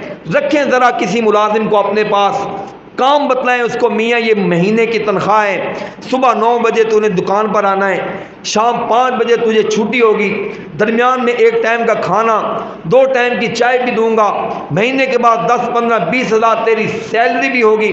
پھر جناب وہ بندہ اپنی مرضی کے ساتھ آئے، مرضی کے ساتھ چلا جائے، آ جائے تو بیٹھ جائے، بیٹھ کر سویا رہے، کوئی پرواہ نہ ہو، گاہک کے ساتھ ڈیلنگ بھی نہ کرے، کبھی چھٹی کرے 4 دن کی چھٹی کر جائے، پھر آپ دیکھیں مہینے کے بعد آپ اس کو کیا دیتے ہیں؟ تنخواہ دیں گے یا اس کو گالم گلوچ کریں گے؟ تنخواہ دیں گے یہ کان پکڑ کر اس کو گھر سے دکان سے دھکا دیں گے؟ آپ کہیں گے جس کام کے لیے رکھا ہے تجھے اس کا پتہ ہی نہیں ہے، تنخواہ مانگنے کے لیے آ گئے ہو۔ ہم ٹکا اپنا نقصان برداشت نہیں کرتے، بلکہ گھر کے اندر کوئی جانور موجود ہو جو 10 سال تک ہمیں دودھ دیتا رہا ہو، اب وہ بھینس بوڑھی ہو چکی ہے، بیمار ہو چکی ہے، دودھ دینے سے عاجز آ چکی ہے، جناب ہم سارے سیانے لوگ ہیں، حساب فوراً لگا لیتے ہیں کہ بھینس روزانہ کا 300 روپے کا خرچہ کر رہی ہے، محنت علیحدہ کرنا پڑتی ہے، دودھ اس کا 100 روپے کا ہوتا ہے، دن بدن گھٹنے کی امید ہے۔ کوئی بھی آدمی اس چیز کو اپنے پاس نہیں رکھتا، کہتا ہے جناب یہ حلال چیز ہے، کسائی کو جان مقابلہ ہوتا، یہ نہیں ہوتا ایسے۔ سب کچھ ہم جانتے ہیں، ہم ناک سے نہیں کھانا کھاتے، سمجھدار ہیں، پتہ ہے ہمیں، اپنے گھر کے حوالے سے ہمیں سب کچھ پتہ ہے، کاروبار کے حوالے سے سب کچھ پتہ ہے، معاملات کے حوالے سے سب کچھ پتہ ہے۔ کبھی دیکھ لیں آپ گھر کے معاملات میں، ہم اللہ کے معاملات کے بارے میں بڑے بے فکر ہوتے ہیں۔ آؤ میاں نماز پڑھ لو، دن میں اذان دینے والا ایک اذان میں 4 مرتبہ آواز دیتا ہے، شروع میں کلمے، آخر کے کلمات، سب کو چھوڑ کر بتلا رہا ہوں، بندے کو صرف نماز کے لیے جو دعوت ہوتی ہے ایک اذان میں 4 مرتبہ ہوتی ہے۔ حی علی الصلاۃ، حی علی الصلاۃ 2 مرتبہ، حی علی الفلاح، حی علی الفلاح یہ 2 مرتبہ۔ نماز کی طرف آؤ، نماز کی طرف آؤ، کامیابی کی طرف آؤ، کامیابی کی طرف آؤ، 4 مرتبہ ایک اذان میں، اور 5 اذانوں میں کتنے مرتبہ ہو گیا؟ 20 مرتبہ۔ اور ہم اچھا کرتے میرے لیے دعا کریں میں نماز پڑھنے لگ جاؤں، کون سی تیرے لیے دعا کریں؟ تجھے ابھی تک پتہ نہیں ہے کہ نماز کے بغیر بندہ مسلمان نہیں رہتا ہے۔ آقا علیہ الصلوۃ والسلام نے بلا شک و شبہ اس بندے کو کافر قرار دیا ہے جو آدمی نماز کا انکار کرتا ہے۔ آپ اٹھا کر دیکھیے سیرت صحابہ کی، اٹھا کر دیکھیے ائمہ ہدا کی، اٹھا کر دیکھیے، سارے بڑے بڑے 4 اماموں کا موقف ہے، جو آدمی نماز کا منکر ہے اس بندے کو قید کے اندر ڈالا جائے۔ 4 اماموں میں سے سب سے نرم فتویٰ امام ابو حنیفہ رحمۃ اللہ علیہ کا ہے۔ وہ کہتے ہیں کہ چلو اس کو جیل میں پڑا رہنے دو، توبہ نہ کرے تو جیل کے اندر ہی مر جائے، اس کو نہ نکالو۔ باقی کہتے ہیں توبہ نہ کرے، بات نہ ہے تو اس کو قتل کر دو، جیل میں کس لیے رکھنا ہے؟ جن کے نام کے ہم 11ویں کھاتے ہیں وہ فرماتے ہیں، یہ نہیں مطلب کہ 11ویں کھا لینی چاہیے، وہ بھی فرماتے ہیں، وہ کہتے ہیں جو آدمی بے نماز مرے اس بندے کو قبرستان، مسلمانوں کے قبرستان میں دفن ہی نہ کرو، چوڑوں کے قبرستان میں کر دو، اس کا تعلق جن کے ساتھ وہیں پر اس کو بھیج۔ کیا سمجھتے ہیں ہم؟ کیا ہمیں ان چیزوں کی خبر نہیں، پتہ نہیں ہے؟ مؤذن 4 مرتبہ آواز دیتا ہے، سپیکر اتنے بڑے بڑے لاؤڈ سپیکر ہوتے ہیں، اتنے اونچے اونچے مینار ہوتے ہیں، لوگوں آ جاؤ نماز، آ جاؤ فلاح کے لیے، ہمیں ٹس سے مس نہیں ہوتے۔ اور ہماری دلیل میرے لیے دعا کریں جی، آؤ بھائی روزہ میرے لیے دعا کریں، اللہ کے راستے میں خرچ کر لو، میرے لیے دعا کریں۔ ٹھیک ہے آئندہ سے اپنی بیوی کے ساتھ بھی یہ کیا کرو، جب بیوی آپ کو کہے نا گھر کا سامان لا دیں، گوشت لا دیں، اسے کہو اللہ دعا کرو اللہ سے، یا بیوی بھی آپ کے ساتھ یہی کرے، کہا کریں جا کے ہے تھکا ماندہ آیا ہوں روٹی دو، وہ کہے اچھا میاں جی دعا کرو، پھر دیکھو تمہارا کیسے گزارا ہوتا ہے، کبھی کر کے دیکھیں، ایسے کریں، آج تجربہ تو کریں ذرا، دائیں صاحب آپ نے آج شہری دے لیں، چلو آج آپ کر کے دیکھ لیں، روزہ رکھوا دیں، ایسے نہ کیا کریں اللہ کے دین کے ساتھ مذاق۔ اٹھیں بیدار ہوں کدھر جا رہے ہیں ہم، اور پھر ہم پریشان ہیں جی، اللہ کی طرف سے مصیبتیں ہیں، ناراضگیاں ہیں، اللہ کی طرف سے قحط پڑ رہا ہے، اللہ کی طرف سے عذاب آ رہے ہیں۔ کبھی کسی نے یہ سوچا تھا کہ بندہ پورا سال محنت کرے گا، جانوروں کو پالے گا، قربانی حلال چیز، حلال جانور، عبادت، خوشی کا تہوار، لوگ جانور پالتے ہیں، چلو 4 پیسے ملیں گے، خریدنے والے جانور خریدتے ہیں، چلو اللہ کے لیے قربان کریں گے، لیکن اس مرتبہ بیچنے والے پریشان تھے، لینے والے اس سے زیادہ پریشان تھے، یار کہیں خراب جانور نہ آ جائے، کہیں بیماری والا جانور نہ آ جائے، گھر میں جاتے آتے مر نہ جائے، کہیں بیماری والا جانور لے کر بیماری نہ پھیل جائے۔ حضرات یہ کیا چیز تھی؟ حلال چیز ہے، محنت شدہ چیز ہے، اللہ کے راستے میں قربان ہونے والی چیز ہے، لیکن اللہ کی ناراضگی اس طرح تھی کہ پلے پلے جانور آخری دنوں میں مر رہے تھے۔ کتنے جانور مرے؟ راستے بھرے ہوئے تھے، سڑکیں بھری ہوئی تھیں، جس جگہ پر جاتے ہر طرف تعفن ہی تعفن تھا، بدبو ہی بدبو تھی۔ یہ کیا ہے؟ فصلیں تیار ہیں، اللہ کی طرف سے عذاب آ رہا ہے، کبھی نہ بارشیں ہو رہی ہیں، حالانکہ اللہ کو بھی پتہ ہے، اللہ کو نہیں پتا کہ فصلیں تیار ہیں، اٹھانے کا ٹائم ہے، بارشیں کیوں اللہ دے رہا ہے؟ یہ ہمارے گناہوں کی اصلاح ہوتی ہیں، ورنہ اللہ پاک تو حکم دیتا ہے، شریعت نے ہمیں حکم دیا ہے، سنیے شریعت ہمیں حکم دیتی ہے، لوگوں اگر تمہارا لقمہ، یہ اللہ کا حکم ہے، نبی پاک علیہ السلام کا حکم، لوگوں لقمہ ضائع نہ کیا کرو، تمہارا لقمہ اگر زمین پر بھی گر جائے تو آقا فرماتے ہیں اس کو اٹھا لو، فل یمت عنہ الاذی، جتنا اس کو مٹی اور تنکے لگ گئے اس کو پرے کر دو، باقی جو ہے نا اس کو ضائع نہ کرو، وہ کھا لو۔ آپ نے فرمایا لوگوں پلیٹ میں کھانا کھاؤ، ان نسلط الصحف، آپ نے ہمیں حکم دیا کہ ہم پلیٹ کو انگلیوں سے چاٹا کریں، یہاں تک آپ نے فرمایا لوگوں اگر پیٹ بھر چکا ہے چاٹ نہیں سکتے، بچے کو چٹوا دو، کسی کو چٹوا دو، اس رزق کو ضائع نہیں کرو، پتہ نہیں اللہ نے کس میں برکت رکھی ہوئی۔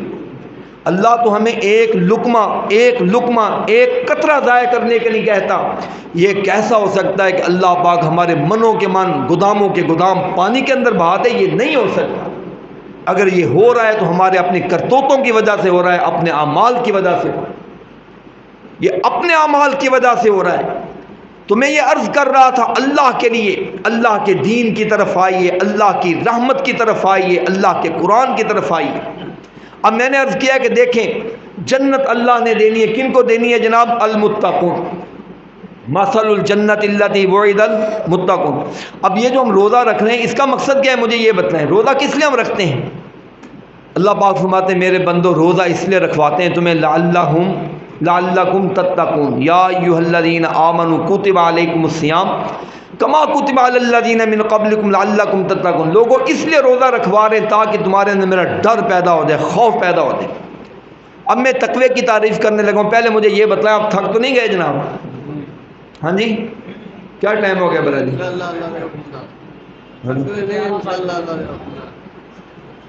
چلائیں جی ابھی بات کو، کیونکہ ابھی بات شروع ہوئی ہے، انشاءاللہ میں آگے کچھ بتلانا چاہتا ہوں آپ کو۔ چلائیں جی بات، چلیں ظاہر صاحب ٹھیک ہے جی، چلتے جائیں نا، تھوڑی دیر بات کر لیں۔ ہاں جی، اب میں انشاءاللہ میں جلدی فارغ کر رہا ہوں۔ اب دیکھیں تقویٰ کیا ہے۔ تقویٰ کسی پوڑی کا نام نہیں ہے، تقویٰ کسی پھکی کا نام بھی نہیں ہے۔ ہمارے یہاں بہت بڑا المیہ یہ ہے کہ ہم سارے کاموں کے اندر کہتے ہیں جی بس ریڈی میڈ کام ہونا چاہیے، کر سے بس آپ دعا کر دیں۔ کوئی زیادہ کرتا ہے تو اچھا مجھے تویز دے دیں، تویز گلے میں لٹکا لیں، بازو پر باندھ دیں۔ اللہ کے بندو، دین عمل کا نام ہے، وہ تویزوں کا نام نہیں ہے، نہ یہ شارٹ کٹ راستوں کا نام ہے، نہ وہ کسی گولی کا نام ہے، نہ پھکی کا نام ہے۔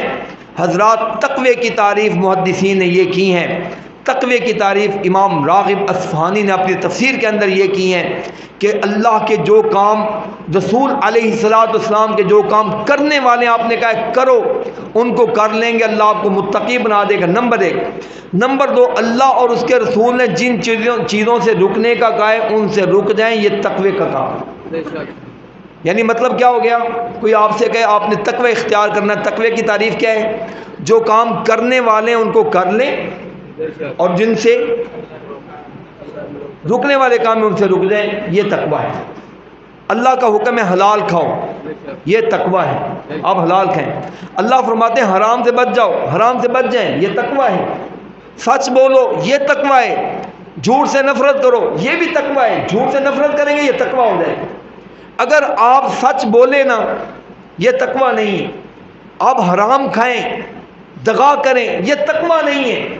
مطلب یہ ہے کہ اگر چاہتے ہو کہ اللہ پاک تمہیں کامیاب زندگی عطا فرمائے، پھر اللہ کے ڈر کی طرف، اللہ کی عبادت کی طرف آ جاؤ۔ شریعت کے وہ سارے احکام الف سے لے کر یہ تک جتنے بھی کام کرنے کے، ان کی طرف اپنے دھیان کو لگا لو، اللہ کی بندگی کی طرف آ جاؤ، اللہ کی عبادت کی طرف آ جاؤ، اللہ تقوی عطا فرما دے گا۔ اور جس کے لیے تقوی ہے، اللہ نے اس کے لیے دنیا اور آخرت کے اندر کامیابیاں رکھی ہیں۔ اور پھر دیکھیے، تقوی صرف یہ نہیں ہے کہ بندہ کہے جس طرح میں نے گزارش کی جی میں صرف حلال کماؤں گا، ٹھیک ہے بھی حلال کمائیں، یہ تقوی ہے، لیکن صاحب نماز کو ضائع کر رہا ہے، یہ تو تقوی کا الٹ ہو گیا۔ یعنی شریعت نے جو کچھ کرنے کا کہا ہے، اللہ رب العالمین فرماتے ہیں لوگو اد الامانات الی اہلیہ، جس کا جو حق بنتا ہے اس کو حق دے دو۔ نماز کا ٹائم ہو جائے اس کا حق ہے وہ دے دو، روزے کا ٹائم آ جائے اس کا حق ہے وہ دے دو، زکوٰۃ کا ٹائم آ جائے اس کا حق ہے وہ دے دو۔ حج نہیں کیا، حج کی آپ کے پاس فرصت اور سہولت موجود ہے، حج کر لو۔ عمرے کا ٹائم ہے، عمرہ کر لو۔ شریعت کے جتنے احکام مسائل ہیں، جس موقع پر جس کی آپ کو آواز دی جائے کہ بندہ خدا یہ کرنے کا ٹائم ہو چکا ہے، فوراً کہو آمنا و صدقنا، اللہ میں کرنے کے لیے تیار ہوں، اللہ میں عاجزی کے لیے تیار ہوں، اللہ میں تیرے سامنے جھکنے کے لیے تیار ہوں۔ جب اپنے اندر یہ جذبہ پیدا کر لیں گے، اسی کو تقویٰ کہا جاتا ہے، اور اسی کو اللہ کے رسول نے اور اللہ پاک نے کامیابی کی ضمانت قرار دی ہے۔ اور خاص طور پر میں عرض کروں، ہمارے اندر جو سب سے بڑا المیہ ہے، ہم دنیا کی خاطر بھاگ بھاگ کر، سارا دن بھاگ بھاگ کر اتنے ہلکان ہو جاتے ہیں کہ ہم اپنی دنیا کے ٹائم کو کم کرنے کے لیے تیار نہیں، عبادت کے ٹائم کو کم کر دیتے ہیں۔ اب دیکھ لیں ہماری عادت کیا بنی ہوئی ہے، یہ سارا دن چونکہ میں مزدوری کرتا ہوں، سارا دن میں دکان کھولتا ہوں، سارا دن میں دفتر داری کرتا ہوں، سارا دن میں مزدوری کرتا ہوں، چلو جی میں تھکا ہوتا ہوں، میں روزے کو تھوڑا سا کم کر لوں، میں تراویحوں کو تھوڑا سا کم کر لوں۔ حالانکہ اللہ کے بندو یہ کوشش کرو اللہ کی عبادت کو کم نہ کرے، اپنی دنیا کو تھوڑا سا کم کر لیں، اور کبھی کیا کریں یار۔ آپ سوچیں اگر آپ روزانہ 10 گھنٹے دکانداری کرتے ہیں، محنت کرتے ہیں، رمضان میں کوشش کر لیں یا اللہ چونکہ روزے آگے میں نے محنت کرنی ہے، روزہ لگتا ہے یا پریشانی ہوتی ہے، چلو میں نے دکان کا تھوڑا سا ٹائم کم کر لینا، یہ کر کے دیکھ لیں آپ۔ اور کبھی کبھی یہ لوگوں کی حوصلہ افزائی کیا کریں۔ میں نے دیکھا سعودیہ میں کچھ عرصہ پہلے گیا ہوں رمضان کے اندر، تو دیکھا وہاں پر مجھے کئی ساتھی ملے، اور جب مجھے ایک ساتھی نے بتایا پھر میں نے کئیوں سے معلوم کیا، کہتے ہیں الحمدللہ یہاں پر لوگ حوصلہ افزائی کرتے ہیں، جو مالک ہوتے ہیں وہ لوگوں کو روزہ رکھوانے کے لیے ملازموں کو کہتے ہیں یار آپ، گرمی ہے وہاں پر، گرمی بہت ہوتی ہے، جنہوں نے باہر روڈ پر کام کرنا ہے گرمی بہت ہوتی ہے، وہ انہیں سہولت دے دیتے ہیں کہ چلیں ایسے کریں، ایک تو ہم یہ کریں گے کہ آپ کو رمضان کے اندر کام کرنے کا ایڈوانس ایک بونس بھی دے دیں گے، جتنی تنخواہ، آدھی تنخواہ یا پوری تنخواہ فل آپ کو اضافی تنخواہ دیں گے، آپ نے روزہ نہیں چھوڑنا۔ دوسرے نمبر پر چلو آپ 8 گھنٹے کام نہ کرنا، 6 گھنٹے کام کر لیں، ہم آپ کو تنخواہ پوری دیں گے۔ کبھی ہم بھی یہ کیا کریں، نیکی کو پروموٹ کرنے کے لیے، نیکی کی حوصلہ افزائی کے لیے کبھی لوگوں کو سہولت دیا کریں، اپنے آپ کو سہولت دیا کریں۔ عبادت کو نہ کہا کریں میں نے دکانداری کرنی ہے، دکانداری کو کہا کریں کہ میں نے عبادت کرنی ہے۔ اپنے آپ کو عبادت کے لیے لگائیں۔ اور امام الانبیاء علیہ الصلوۃ والسلام کو دیکھیے حضرات، اللہ پاک نے دامن مصطفیٰ علیہ الصلوۃ والسلام کے اندر دنیا جہاں کی ہر نعمت عطا فرمائی تھی، کسی چیز کی کمی نہ رکھی تھی۔ اگر آپ چاہتے کہ اللہ پہاڑوں کو سونے کا بنا دیتا تو کوئی مشکل نہیں تھا، اس طرح کا واقعہ پیش بھی آیا تھا، لیکن آپ نے فرمایا مجھے کوئی پرواہ نہیں، بلکہ آپ نے احد پہاڑ کی طرف دیکھا تھا۔ بخاری شریف کے اندر حدیث، اگر اللہ پاک میرے لیے احد پہاڑ سونے کا بنا دے تو میں 3 دنوں سے پہلے اس کو اللہ کے راستے میں خرچ کر دوں گا۔ اور آپ اندازہ کریں اتنا احد پہاڑ خرچ کرنا کتنا ناممکن ہے، کتنا مشکل ہے، لیکن کہا مجھے اس کی کوئی پرواہ نہیں، میں اس کام کے لیے نہیں آیا ہوں، نہ میں نے دنیا کو دیکھنا ہے، بلکہ اپنے رب کی عبادت کے اندر نبی پاک علیہ الصلوۃ والسلام کی ایسی انہماکیت ہوتی تھی، اتنی محبت ہوتی تھی۔ ابھی میں نے کل حدیث پڑھی ہے، حضرت عوف ابن مالک رضی اللہ تعالیٰ عنہ بیان کرتے ہیں، یار اس حدیث پر ذرا غور کریں، بعض اوقات ہمیں یہ لگتا ہے کہ یار یہ کیسے ممکن ہے، لیکن یہ ممکن ہوا۔ عوف ابن مالک رضی اللہ تعالیٰ عنہ فرماتے ہیں کہ آقا علیہ الصلوۃ والسلام کے ساتھ میں تہجد کی نماز میں کھڑا جو ہوا تو آپ نے لمبی قرات کی، کہتے قرات کو آپ چھوڑے، آپ نبی پاک ایک رکوع کا اندازہ دیکھ لیں، کہتے فَمَّكَثَ فِي رُكُوعِهِ قَدْرَ سُورَةِ الْبَقرَةِ، آپ نے ایک رکوع سورہ بقرہ کے برابر کی، ایک رکوع سورہ بقرہ کے برابر، اتنا لمبا رکوع، اور آپ مسلسل ایک دعا پڑھتے رہے، سبحان ذی الجبروتی، اللہ تو پاک ہے، جبروتی، سبحان ذی الجبروتی، اللہ تو غلبوں کا مالک ہے، تو پاک ہے، والملکوتی، اللہ تو بادشاہت کا مالک ہے، میں تیری پاکی بیان کرتا ہوں، والکبریائی، اللہ تو بلندیوں اور شانوں کا مالک ہے، میں تیری پاکی بیان کرتا ہوں، والعظمتی، چوتھا جملہ، اللہ تو عظمتوں کا مالک ہے، میں تیری پاکی بیان کرتا ہوں۔ حضرات مجھے بتلائیے، آقا علیہ الصلوۃ والسلام اپنے رب کے سامنے بیٹھ کر اتنا گڑ گڑا رہے ہیں، رکوع کے اندر آپ سورہ بقرہ کے برابر اس لفظ کو پڑھ کر دیکھیں، سبحان ذی الجبروتی والملکوتی والکبریائی والعظمتی، 1000 مرتبہ سے زیادہ مرتبہ بن جاتا ہے۔ آقا علیہ الصلوۃ والسلام نے ایک رکوع کے اندر اللہ کے سامنے اتنی گڑگڑاہٹ کا اظہار کیا ہے۔ سجدے میں کھڑے ہوتے، اتنے لمبے لمبے سجدے، آنسوؤں سے جناب زمین تر ہو جاتی، قیام کرتے، اتنا لمبا قیام، قیام آپ کا سب سے لمبا ہوتا تھا، کیونکہ احادیث کے اندر دونوں چیزوں کی فضیلت ہے۔ آپ نے فرمایا قیام کے اندر بھی اللہ بڑا خوش ہوتا ہے، قیام بڑا پسند ہے، اور کچھ احادیث کے اندر ہے کہ سجدہ سب سے افضل عبادت ہے۔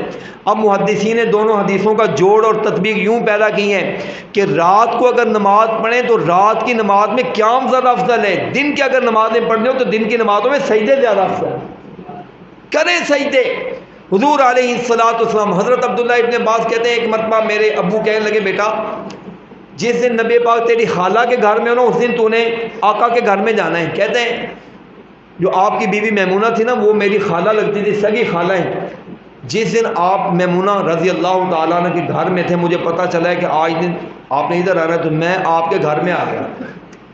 یہ کیسے ہے؟ کہا اللہ رسول آج میں نے آپ کے گھر میں ہی سونا۔ کہا سو جاؤ، ادھر ہی رہو، آپ کے چچا کے بیٹے ہیں، چھوٹی سی عمر ہے، 9 سال کی ان کی عمر ہے۔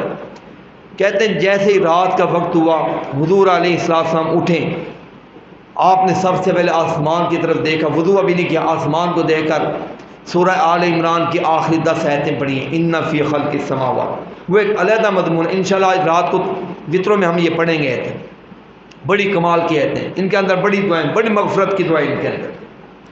پھر آپ نے وضو کیا، وضو کرنے کے بعد آپ نے نماز شروع کی، کہنے لگے نماز جو شروع کی، اتنی لمبی نماز، سورہ بقرہ پڑھ لی۔ میں نے کہا چلو ابھی رکوع کریں گے، سورہ آل عمران شروع کر دی. کہتے اتنی لمبی نماز.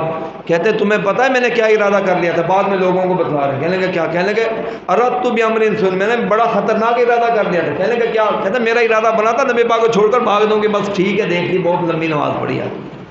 لیکن اتنی لمبی نماز ہم کبھی قاری صاحب سپارے سے سوا سپارے پر آ جائیں، 1.5 سپارے پر، ہم کہتے ہیں قاری صاحب بھول گئے، خیر ہے.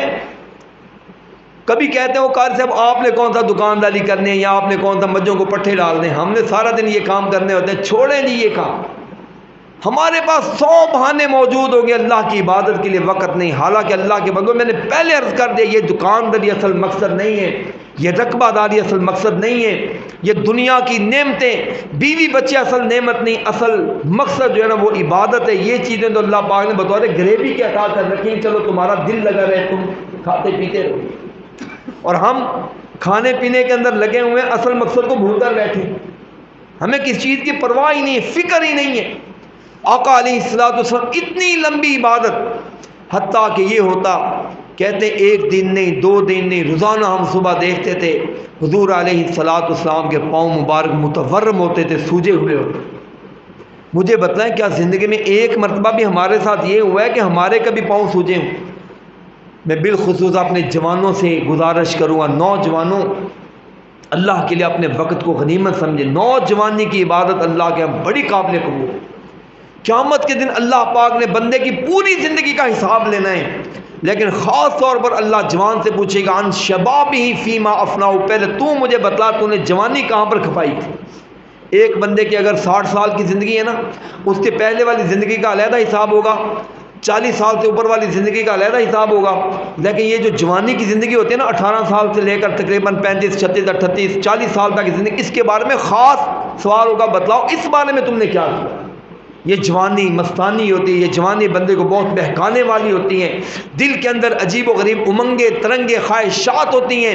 بندہ بعض اوقات اس سیل روا کے اندر بہہ کر بہت دور نکل جاتا ہے. قیامت کے دن امام الانبیاء علیہ الصلوۃ والسلام فرماتے ہیں اللہ بندے سے اس کی جوانی کے بارے میں پوچھے گا، بتلاؤ تم نے جوانی کیسے گزاری. اللہ کے لیے کبھی سوچیں. میں نے شروع میں عرض کیا ہے کہ آپ رب کے سامنے رونا شروع کر دیں، اللہ سب کے سامنے رونے سے آپ کو بچا دیں. ہم ہر کسی کے سامنے کبھی تجربہ کر کے دیکھیں، رب کے سامنے گر گڑائیں. اور آقا فرماتے ہیں رو گے تو اللہ تمہارے مسئلہ بھی حل کرے گا، بلکہ مکھی کے سر کے برابر آنسو نکل آیا تو اللہ پاک جہنم کی آنکھ کو بجھا دے گا. اور کمال دیکھیں، میں کہتا ہوں آنکھوں کے آنسو، 2 قسم کے آنسو، عجیب آنسو ہیں. حضور علیہ الصلوۃ والسلام فرماتے ہیں قیامت کے دن ایک آنسو نکلے گا اور ایک دنیا کا آنسو ہے. دنیا کے اندر اللہ کے ڈر سے نکالا ہوا ایک آنسو نہیں. ایک آنسو کا کتنا وزن ہوگا اس کو چھوڑیے، آپ نے فرمایا مثل رأس ذبابہ، مکھی کے سر کے برابر کسی کا آنسو نکل آیا. اب یہ کتنا ہوگا مجھے بتائیں، کتنا چھوٹا ہے، یعنی ہلکا سا. اس کے دل میں رب کا خوف، احساس، ندامت، یا اللہ مجھ سے غلطی ہو، اللہ آئندہ نہیں کروں گا، اللہ مجھے معاف فرما دے. جہنم کا سوچ کر کانپ جائے. وَلِمَنْ خَافَ مَقَامَ رَبِّ، قرآن کہتا ہے سورہ رحمان کے اندر، رب کے سامنے پیش ہونے کے ڈر سے بندہ کانپ جائے. ہائے رب کے سامنے نہیں جانا. بڑے بندے کے سامنے بندہ جاتا ہے، بندہ ڈر جاتا ہے، ہائے میرا حساب کتاب نہ ہو جائے، میرے استاد ہے، میرے بڑے. جو آدمی رب کے سامنے کھڑے ہونے سے ڈر گیا، اللہ فرماتے ہیں وَلِمَنْ خَافَ مَقَامَ رَبِّهِ جَنَّتَانِ، باقیوں کو میں نے ایک جنت، اس کو میں 2 جنتیں عطا کروں. اتنا سا آنسو نکال دو، کہا اتنے آنسو کی اتنی حیثیت ہے، اللہ اس بندے کے لیے جہنم کی ساری آگ بجھا دے گی. اور اس کے مقابلے میں آپ نے فرمایا جس آدمی نے دنیا کی زندگی بے خبری میں گزار لی، قیامت کے دن وہ روئے گا. اور کہا اتنا روئے گا، اتنا روئے گا، آنسو ختم ہو جائیں گے، آنسو ختم ہو جائیں گے. پھر آپ نے فرمایا اتنا روئے گا یہاں پر نشان پڑ جائیں گے، آنکھیں گل جائیں گی، آنسو ختم ہو جائیں گے، پھر خون شروع ہو جائے گا.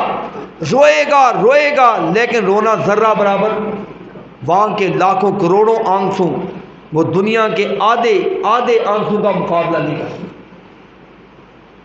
دنیا کے اندر اپنے رب کے سامنے روئیں، اپنے رب کے سامنے گڑ گڑائیں. اور تہجد کا ٹائم ہوتا ہے، بالخصوص اشراق کا ٹائم ہے، دن کے نوافل کا ٹائم ہے. رات کی تراویح کا ٹائم بالخصوص. اب یہ دیکھیں تراویح جو ہم پڑھتے ہیں نا، ہم یہ سمجھتے ہیں کہ یار ہم بڑا کمال کر رہے ہیں، ہم صرف آخری طاق راتوں کے اندر آپ دیکھیں یہ تھوڑی سی محنت کرنے لگیں. آپ نے کچھ تراویحیں پڑھ لی ہیں، کچھ اب پڑھیں گے، پھر اس کے بعد آپ وطر پڑھیں گے. صرف یہ آپ بڑی محنت کر رہے ہیں، اللہ کا شکر آپ بیٹھے، اللہ آپ کو جزائے خیر عطا. لیکن میں آپ کو بتلاؤں صحیح حدیث پاک میں کہ حضرت فاروق اعظم رضی اللہ تعالیٰ نے 2 قاریوں کو مقرر کیا تھا. 2 قاریوں کو، حضرت ابی بن کعب کو اور تمیم داری کو. کہیں رضی اللہ تعالیٰ عنہما، بلکہ رضی اللہ تعالیٰ عنہم. حضرت عمر بھی صحابی ہیں، تمیم داری بھی صحابی ہیں، ابی بن کعب بھی. اور کہا تھا لوگوں کو ذرا تراویح تو پڑھاؤ. وہ تراویح پڑھاتے تھے. کہتے ہیں یہ شروع کرتے عشاء کی نماز کے بعد. کان القاری یقرأ المئین من الآیہ. قاری صاحب ایک ایک رکعت میں سینکڑوں آیتیں پڑھ جایا کرتے تھے، ایک ایک رکعت کے اندر سینکڑوں آیتیں. آپ اندازہ کریں سورہ ملک یہ آدھے پاؤ کی ہے، آدھے پاؤ کی، پاؤ کی نہیں آدھے پاؤ کی، اور اس کے اندر 30 آیتیں ہیں. ہم اگر نماز کے اندر تراویحوں میں بمشکل جو قاری پڑھتے ہیں نا، جو ایک سپارہ پڑھتے ہیں، آدھا پاؤ ایک رکعت میں، دوسری رکعت میں آدھا پاؤ، 1 پاؤ ہو گیا. یعنی 2 رکعتوں میں 1 پاؤ اور 8 تراویحوں میں 1 سپارہ. ہم زیادہ سے زیادہ اتنی مقدار پڑھ رہے ہیں، صرف اپنی مسجدوں میں اتنی مقدار پڑھتے ہیں. کہتے ہیں وہ صحابی جب کھڑے ہوئے تو 100 آیت، دوسری 100 آیت، 30 کئی 100 آیتیں. ہم نے کہا اتنا پڑھتے تھے، فارغ کب ہوتے تھے؟ کہنے لگے عشاء کے بعد شروع کرتے تھے. وَكُنَّا لَا نَنصَرِفُ إِلَّا عِنْدَ فُرُوعِ الْفَجْرِ. فجر کا بالکل ٹائم ہونے لگتا تھا، سحری کا آخری ٹائم ہوتا تھا، جلدی جلدی جاتے تھے، 10-15 منٹ میں صرف سحری کھاتے تھے اور کچھ نہیں کرتے. یعنی آج کل دیکھ لیں کتنے بجے نماز پڑھتے ہیں؟ عشاء کی 8:30 بجے، 8:45 بجے سلام پھیرا، یوں سمجھے 8:45 سے 9 بجے تراویح شروع ہوئی. 9 10 11 12 1 2 3 4، آج کل 4:30 بجے سحری ختم ہو رہی ہے نا تقریباً. 4 بجے تک 9 سے لے کر 4 بجے تک کتنے گھنٹے بنتے ہیں؟ 7 گھنٹے. وہ عبادت کرتے تھے، اتنی دیر عبادت کرتے تھے عام دن کی. یہ تو ہم طاق راتوں میں کر رہے ہیں نا، یہ آپ کی مہربانی. وہ بھی ابھی کہہ رہے ہیں جی ان کو ابھی کھلانا بھی ہے، گدگدیاں بھی کرنی ہیں، ان کو کھیر بھی کھلانی ہے، پھر ان کو سونے کا موقع بھی دینا ہے، پھر جا کر آپ کا وقت ختم ہوگا. لیکن وہ دیکھیں تہجد تراویح کے اندر اتنا لمبا وقت. ایک نے پوچھا جی آپ تھکتے نہیں تھے؟ کہنے کہ تھکتے انسان ہے، کیوں نہیں تھکتے تھے؟ بعض اوقات کننا نعتمد علی اللیسیین، ہم کھڑے رہتے تھے، چلو کھڑے ہو کر پڑھنے کا ثواب زیادہ ہے. کھڑے رہتے ہم لاٹھی لے کر سہارا لے کر کھڑے ہوتے تھے، لیکن کھڑے ہونے کو چھوڑا نہیں کرتے. کیونکہ نفل نماز کا جو ہے نا حدیث پاک میں آتا ہے، نبی پاک علیہ السلام نے فرمایا ہے کہ جو نفل نماز ہے نا، اگر کوئی آدمی اس کو بیٹھ کر پڑھے گا ہو جائے گی، بغیر مجبوری کا بیٹھ کر پڑھ لے ہو جاتی ہے، لیکن ثواب آدھا ملتا ہے. اگر آپ لیٹ کر پڑھ لیں ہو جائے گی، لیکن ثواب آدھے سے بھی آدھا ملے گا، چوتھائی ثواب ملے گا. مجبوراً بیٹھ کر پڑھیں گے پھر ثواب پورا ملے گا. نفل نماز کا کلیہ کیا ہے؟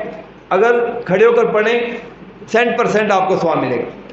بغیر مجبوری کے بیٹھ کر پڑھیں آدھا ثواب، لیٹ کر پڑھیں گے آدھے سے بھی آدھا ثواب ملے گا. لیکن فرض نماز اگر بیٹھ کر پڑھیں گے بغیر مجبوری کے تو وہ آدھا ثواب نہیں ملے گا، وہ کچھ بھی نہیں ملے گا. کیونکہ فرض نماز میں قیام فرض ہوتا ہے، فرض نماز میں قیام فرض ہوتا ہے، وہ بلا مجبوری بیٹھ کر نہیں پڑھیں. اب اندازہ کریں وہ صحابہ اور ان کے ساتھ پڑھنے والے تابعین نئے مسلمان جو ہوتے تھے اتنا لمبا قیام کرتے تھے. مجھے یہ بتلائیں کیا ان کی بیویاں نہیں تھیں؟ کیا ان کے پاؤں نہیں سوجتے تھے؟ کیا ان کو نیند نہیں آتی تھی؟ کیا ان کی خواہشات؟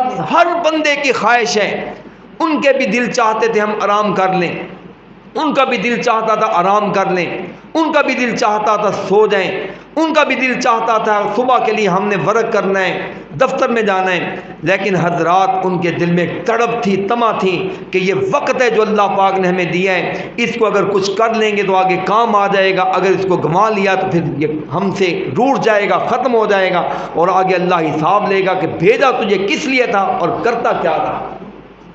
اور حدیث پاک نبی پاک علیہ السلام نے فرمایا لوگوں یہ لالچ پیدا کرنے سے پیدا ہوتی ہیں. لالچ حضور علیہ السلام نے فرمایا لوگوں منہومان لا یشبعانی، 2 قسم کے لالچی ایسے ہیں جن کی لالچ ختم نہیں ہوتی. 2 قسم کے لالچی حریص ایسے ہیں جن کی حرص ختم. ایک آپ نے فرمایا دنیا کا لالچی ہے. اب آپ نے دنیا کے لالچی کو دیکھا ہے، وہ کتنی محنت کرتے ہیں، کتنی کوشش کرتے ہیں، دکان بند کرنے کا ٹائم ہو جاتا ہے پھر بھی کہتے ہیں چلو یار 9 بج گئے، شاید آدھا گھنٹہ بیٹھ جاؤں کوئی اور گاہک آ جائے. ایسے کرتے ہیں یا نہیں کرتے؟ کرتے ہیں، جائز ہے، کر لیں آپ۔ کھیتی باڑی کر رہے ہیں، یار تھوڑی سی اور محنت کر لوں، چلو ملازم کی جگہ پر خود کام کر لوں، وہ جو اس کو 2 4 5 10 ہزار روپئے خود مجھے مل جائیں، ایسے کرتے ہیں۔ آپ ایک ایک دن کے اندر ڈبل شفٹ میں کام کر رہے ہیں، رات کو بھی کام کرتے ہیں، دن کو بھی کام کرتے ہیں اس لیے کہ چلو 4 پیسے آ رہے ہیں۔ حضور علیہ الصلوۃ والسلام فرماتے ہیں جس طرح دنیا کے حریث کو دنیا کی طمع ہوتی ہے، لوگوں ایک آخرت کا حریث ہوتا ہے جس کو آخرت کی طمع ہوتی ہے۔ وہ پڑھتے پڑھتے 2 رکعتیں پڑھ لیتا ہے، وہ کہتا ہے چلو شکر ہے اللہ نے 2 نصیب کر دی ہیں، چلو کوئی بات نہیں 2 اور پڑھ لوں۔ 2 پڑھنے کے بعد کہتا ہے شکر اللہ نے 4 کی توفیق دی ہے، 2 اور پڑھ لوں۔ کرتے کرتے کرتے وہ اپنے وقت کو سنبھالتا جاتا ہے، تلاوت کرتا ہے، پڑھتے پڑھتے تھک چکا ہے، پھر وہ کہتا ہے چلو یار میں تھوڑا سا اور کر لوں۔ اور یہ مشقت کرنی پڑتی ہے۔ آپ کہیں نا سوکھا یہ کام حاصل ہو جائے گا، ایسے نہیں ہوگا، محنت کرنی پڑتی ہے۔ بخاری شریف میں حدیث ہے، حضرت اسماء رضی اللہ تعالیٰ عنہ کے بارے میں حدیث ہے، ایک مرتبہ لمبی نماز پڑھنے کا اتفاق ہو گیا نبی پاک علیہ السلام کے ساتھ۔ آپ مسجد میں پڑھا رہے تھے، کسوف کی نماز، چاند گرہن سورج گرہن ہوا تھا، وہ گھر کے اندر تھی۔ کہتی میں نے جو پڑھنا شروع کی اتنی لمبی نماز، اور یہ یاد رکھیں شاید ہم نے کبھی اس سنت پر عمل نہیں کیا، آقا علیہ الصلوۃ والسلام کا حکم ہے جب سورج یا چاند گرہن ہو نا تو فوراً کھڑے ہو کر 2 رکعتیں پڑھنا شروع کر دو، جب تک چاند سورج گرہن ختم نہ ہو تب تک 2 رکعتیں پڑھتے رہو، یہ حکم ہے۔ اور یہ واحد نماز ہے دنیا کی جس کے اندر، کچھ نمازیں نا ہر نماز کا اپنا مزاج ہے، جس طرح جنازہ ہے اس کے اندر سجدہ اور رکوع نہیں ہے، باقی ساری نمازوں میں سجدہ رکوع ہے۔ عید کی نماز ہے اس کے اندر سجدہ رکوع ہوتا ہے لیکن تکبیریں 1 سے زیادہ ہوتی ہیں، 12 تکبیریں اضافی کرنا پڑتی ہیں۔ اسی طرح چاند اور سورج گرہن کی نماز میں ایک چیز اضافی ہے، وہ یہ ہے کہ اس کے اندر سجدے تو 2 ہی ہوتے ہیں ہر رکعت میں، لیکن رکوع 1 سے زیادہ ہوتے ہیں، 2 رکوع 3 رکوع 4 رکوع، اتنے رکوع آپ ایک رکعت میں کر سکتے ہیں۔ قرات شروع کریں، رکوع کر لیں، پھر اٹھیں، پھر قرات کر لیں، پھر اس کے بعد پھر رکوع کر لیں، پھر یعنی ایک رکعت میں 1 سے زیادہ رکوع کا حکم ہے۔ اچھا میں جو بات بتلا رہا ہوں دیکھیں، محبت دیکھیں نماز کے ساتھ۔ کہنے لگے میں کھڑی ہوئی، مجھے نیند آنا شروع ہو گئی، جھٹکے لینے لگ گئی، نیند آ رہی تھی، میں نے نماز نہیں ختم کی، میں نے کہا یار چلو ایک نصیب بنا ہوا ہے، موقع ملا ہوا ہے۔ کہتے نماز پڑھتے پڑھتے میں نے دیکھا قریب ہے نا پانی کی وہ چھوٹی کمنڈلی بالٹی کوئی چیز پڑی تھی، میں نے وہاں سے پانی لیا، لب بھر کر اپنے سر کے اوپر ڈالا، اسماء عبادت کر لو، چلو پانی کے ذریعے سے نیند ختم ہو جائے گی۔ رات دیکھیں یہ محنت کرنی پڑتی ہے دنیا کی خاطر، جس ہم جاگتے ہیں نا، جاگتے ہیں محنت کرتے ہیں، ویسے آخرت کی خاطر کرنا شروع کرتا ہے، اللہ سارے کام سیدھے کر دے گا۔ ہمارے نا حاجی صاحب، میرے پاس ایک حاجی صاحب ترجمہ پڑھتے ہیں، وہ ایک مرتبہ باتیں کرتے کرتے، شاید میں نے یہاں پر جمعے میں وہ بات ایک مرتبہ ذکر کی ہے، وہ باتیں کرتے کرتے ایک دن کہنے لگے کار سے میرے بچوں کو سمجھائیں یار یہ نا ایسے کوئی بات تھی، انہیں کہیں کوئی خیال کیا کرے، میں نے بڑی محنت کے ساتھ یہ مال بنایا ہے۔ تو پڑھتے پڑھتے نا انہوں نے ایک دن یہ بات مجھے بتلائی، اور سچ مچ انہوں نے اپنا ایسے ٹوپی پرے کر کے نا انہیں مجھے سر آگے کی، کہنے لگا کار سے میرے سر کو دیکھ لیں، میں نے کہا جی، کہنے لگا جتنے میرے سر کے بال ہیں نا، ابھی معاشروں کے گھنے بال ہیں، جتنے سر کے بال ہیں شاید میں نے اس سے زیادہ اپنے کاروبار کی خاطر لاہور کے، حیدرآباد کے، کراچی کے، فیصل آباد کے چکر لگائے دنیا کی خاطر، اپنے کاروبار کی خاطر اتنی محنت کی ہے۔ میرے بچوں کو سمجھائیں کہ میری دولت کو ضائع نہ کریں، حق حلال میں اس کو استعمال کریں۔ تو مجھے بتلائیں ہم دنیا کی خاطر، واقعی صحیح بات ہے، چلو آپ مجھے سر کے بال نہ دکھ لیں، لیکن ایسے ہے یعنی محنت کرتے ہیں یا نہیں کرتے؟ کرتے ہیں، دنیا کی خاطر کرتے ہیں، لیکن اللہ کے لیے اب آج سے تہیہ کر لیں، ہم نے اپنے رب کے لیے بھی کرنا ہے، ہم نے عبادت بھی کرنی ہے، کوشش بھی کرنی ہے، اور دل چھوٹا نہ کیا کریں۔ واجب آج لمبی نماز ہو گئی ہے، لمبی قرات ہو گئی ہے، اور لوگ کہتے ہیں پتہ نہیں ایک تو اہل حدیثوں کو ہے کیا، ان کا جنازہ اتنا لمبا ہوتا ہے۔ میں نے خود سنا ایک مرتبہ جنازہ ہمارے استاد پڑھا رہے تھے، میرے ساتھ ایک بندہ کھڑا، کہنے کا ہن دیکھو جی انہاں دے ہن تراویح شروع ہو جانے، یعنی ہمارے جنازے کو لوگ کیا سمجھتے ہیں تراویح۔ اللہ کے بندو، جنازہ اللہ کی عبادت سمجھ کر پڑھتے ہیں، نماز سمجھ کر پڑھتے ہیں، میت کے لیے دعائیں کرنی ہوتی ہیں۔ یہ کیا ہوا 35-40 سیکنڈ کے اندر جھٹکا لگایا، جاؤ جائے کھاوے خسمانو، یہ کیا کوئی عبادت ہے؟ اللہ کے لیے جب آپ کر رہے ہیں تو پھر جی بھر کر کریں، تراویح پڑھیں، جی بھر کر پڑھیں، جب آپ قرآن پڑھیں تو جی بھر کر اللہ کے راستے میں خرچ کریں، جی بھر کر، انشاءاللہ آپ اپنے لیے بندگی کی عبادت، بندگی کی یہ کوشش شروع کر دیں، اللہ کے لیے ریاضت عبادت کے لیے تگ و تاز شروع کر دیں، اللہ پاک آپ کے اس طرح کام سنوارے گا کہ آپ کو حیرانگی ہوگی۔ کبھی کام آپ اپنی محنت کے ساتھ وہ نہیں کر سکتے جو اللہ کے گھر کے اندر وقت دے کر آپ کر سکتے ہیں۔ اب یہ میں آخری حدیث پیش کروں گا، اس کی تشریح کر کے میں بات کو ختم کرنے لگا ہوں۔ بڑی کمال کی حدیث ہے۔ اللہ پاک نے چونکہ ہمیں پیدا کیا ہے، اللہ ہماری ساخت کو بھی سمجھتا ہے، اللہ ہماری ضروریات کو بھی سمجھتا ہے، اللہ ہماری سائیکلی کو بھی سمجھتا ہے کہ ان کی نفسیات کیا ہے، اور اللہ ہمارے معاملات کے حل بھی سمجھتا ہے، اللہ وہ حل بھی بتلا رہا ہے۔ اب دیکھیں یہ حدیث ہے، اور ہم سارے جان لیں گے، اکثر آپ محسوس کریں گے ہم اس حدیث کے الٹ چل رہے ہیں، جس کی وجہ سے ہمارے حالات خراب ہیں۔ حدیث کیا ہے؟ نبی پاک علیہ السلام نے فرمایا کہ میرے رب نے یہ مجھے واقعہ بتلائی، یہ چیز بتلائی ہے۔ اللہ فرماتے ہیں یبن آدم، اے آدم کے بیٹے، بیٹے ہوں یا بیٹیاں ہوں، میری عزت ماں مائیں بہنیں موجود ہیں وہ بھی سنیں، اے آدم کے بیٹے تفرغ لعبادتی، میری عبادت کے لیے وقت نکال۔ تفرغ کا مطلب کیا ہوتا ہے؟ فراغت، وقت نکال میری عبادت کے لیے۔ تفرغ لعبادتی، اور اللہ اپنے نبی کو کہہ رہا ہے فَإِذَا فَرَغْتَ فَانْصَبْ، اے نبی صلی اللہ علیہ وآلہ وسلم، جب آپ دنیا کے کام کاج سے فارغ ہو جائیں تو میری عبادت کے لیے تھکا کریں، میری عبادت کے لیے کھڑے ہو جایا کریں۔ اللہ نے اپنے نبی سے کہا اے نبی صلی اللہ علیہ وآلہ وسلم، دنیا کے کام کاج ختم کرنے کے بعد میری عبادت کے لیے کھڑے ہو جایا کریں۔ اور یہ بھی اللہ فرماتے ہیں ہمیں پتہ ہے اِنَّ لَكَ فِي النَّهَارِ سَبْحًا طَوِيلًا، آپ کے کام کاج بڑے ہیں ہمیں پتہ ہے، لیکن وَاذْكُرِ اسْمَ رَبِّكَ وَتَبَتَّلْ إِلَيْهِ تَبْتِيلًا، اپنے رب کی یاد کے اندر بھی وقت لگایا کر، اور جب رب کے لیے کھڑے ہوا کرو تو ہر چیز سے منہ موڑ کر کھڑے ہو جایا کرو۔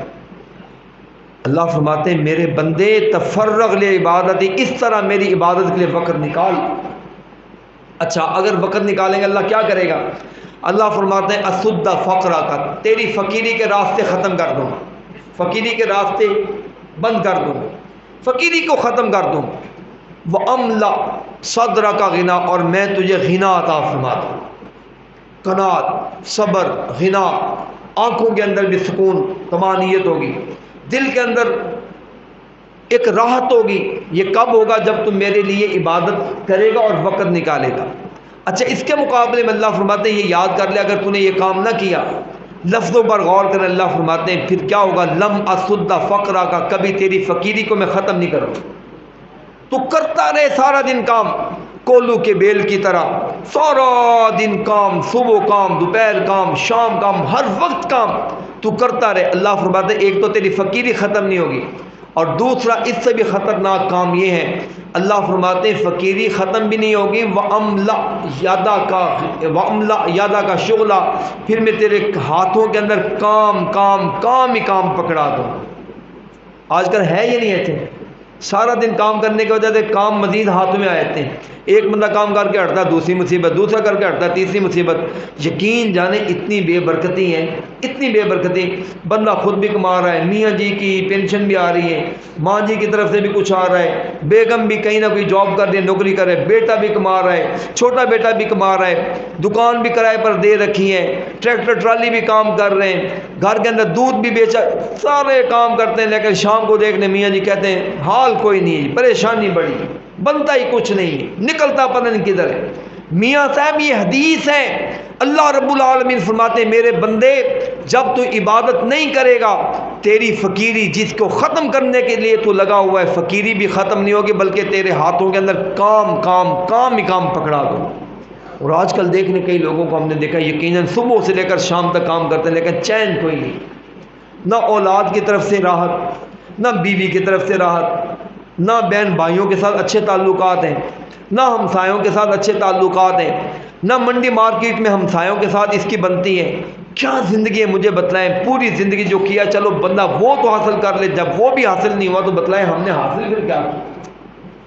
اس لیے میں کہتا ہوں اگر آپ سمجھتے ہیں کہ ہماری زندگی کے اندر بے قراری ہے، بے چینی ہے، حضرات ایک مرتبہ یہ بھی تجزیہ تجربہ کر، ہم تجربہ نہیں کرتے، اللہ پاک بے نیاز ہے، اللہ کی باتوں پر ہمیں یقین ہے، لیکن میں کہتا ہوں چلو آزما کر دیکھیں، تجربہ کر کے دیکھیں۔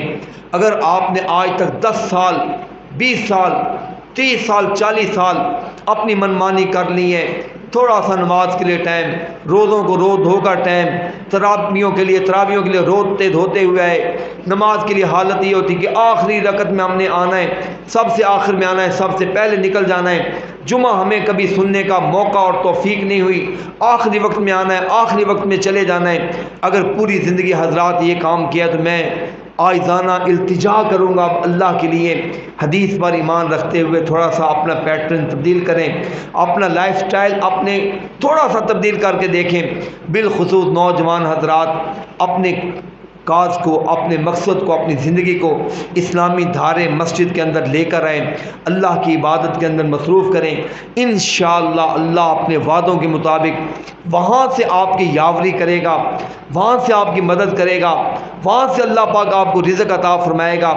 قرآن کہتا ہے میرا وعدہ ہے یرزق، اب میری طرف دیکھیں، آخری بات ہے، اب ادھر دیکھیں، یرزقہ من حیث لا یحتسب، جو میرے ساتھ تعلق پیدا کر لے گا میں اس کو وہاں سے رزق دوں گا جہاں سے بندے کی عقل بھی نہیں جاتی ہیں۔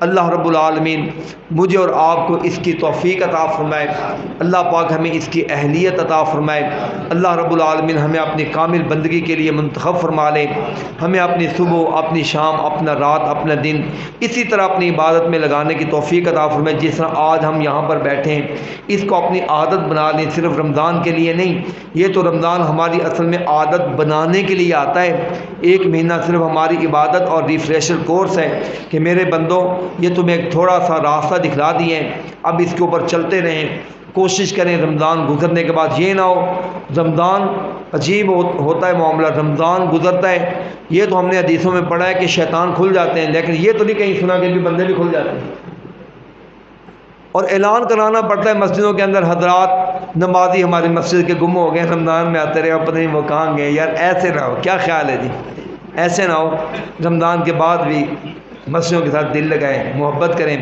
ماشاءاللہ دیکھیں آپ کے لیے مسجد کے اندر کتنا پیارا ماحول ہے، یہاں پر ٹھنڈک کا ماحول ہے، کھانے پینے کا ماحول ہے، آپ کے آرام کا ماحول ہے، احترام کا ماحول ہے۔ میں گزارش کروں گا آپ سے بھی، آپ بھی دعا کریں، میں بھی دعا کرتا ہوں اپنے رب سے، رب العالمین سے، اللہ پاک اس مسجد کے بانی میں بانی محترم جناب حاجی صادق صاحب، بھائی زاہد صاحب کے والد محترم ہیں، ان کے لیے، ان کی والدہ ماجدہ، ان کے لیے، سب کے لیے دعا کریں، اللہ پاک ان کی قبر کو منور فرمائے، راحتیں عطا فرمائے۔ جو بھائی ساتھی بیمار ہیں، بیماروں کے لیے کہا گیا ان کے لیے دعا کریں، اللہ پاک۔ اب دعا منگوا لیں یہ دیکھیں قبولیت دعا کا وقت ہوتا ہے، رات رات ہے، اللہ رب العالمین کیا اگر آج کی رات آپ رات ہے، بڑی فضیلت ہے، بڑی مرتبت ہے، اس کی بڑی شان اور رتبت ہے، اللہ سے ہمیشہ مانگنا چاہیے، کچھ دعا مانگ لیں، پھر انشاءاللہ آپ کو اس کے بعد مزید پروگرام دیا جائے گا۔ الحمدللہ رب العالمین والعاقبۃ للمتقین والصلاۃ والسلام علی اشرف الانبیاء والمرسلین وإلهكم إله واحد لا إله إلا هو الرحمن الرحيم ألف لام ميم الله لا إله إلا هو الحي القيوم اللهم إنا نشهد بأنك أنت الله لا إله إلا أنت الأحد لا إله إلا أنت الأحد الصمد الذي لم يلد ولم يولد ولم يكن له كفوا أحد اللهم صل على محمد وعلى آل محمد كما صليت على إبراهيم وعلى آل إبراهيم إنك حميد مجيد اللهم بارك على محمد وعلى آل محمد كما باركت على إبراهيم وعلى آل إبراهيم إنك حميد مجيد ربنا آتنا في الدنيا حسنة وفي الآخرة حسنة وقنا عذاب النار ربنا وآتنا ما وعدتنا على رسلك ولا تخزنا يوم القيامة إنك لا تخلف الميعاد गुनाहों को माफ़ फरमा। अल्लाह कभी उताइयों से दरगुजर फरमा। अल्लाह हम तेरे आजिज़ बंदे, गुनाहगार बंदे, अल्लाह खताकार बंदे, मालिक हमारे खताओं और गुनाहों को माफ़ फरमा। अल्लाह तू माफ़ करने वाला है, माफ़ी को पसंद करने वाला है, माफ़ करके खुश होने वाला है। अल्लाह हमारे गुनाहों को भी माफ़ फरमा। अल्लाहुम्मा इन्नका अफ़ुव्वुन तुहिब्बुल अफ़्व फ़अफ़ु अन्ना।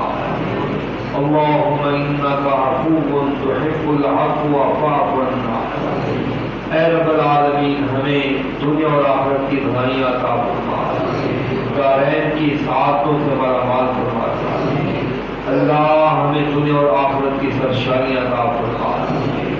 हज़रात बीमारों की दुआ के लिए कहा गया है, खास तौर पर दुआ करें अल्लाह पाक सब बीमारों को शिफा अता फरमाए। हमारे भाई जनाब राना सलीम साहब, उनके हाथ में खुसूसी दुआ करें अल्लाह पाक उनको सेहत और आफियत अता फरमाए।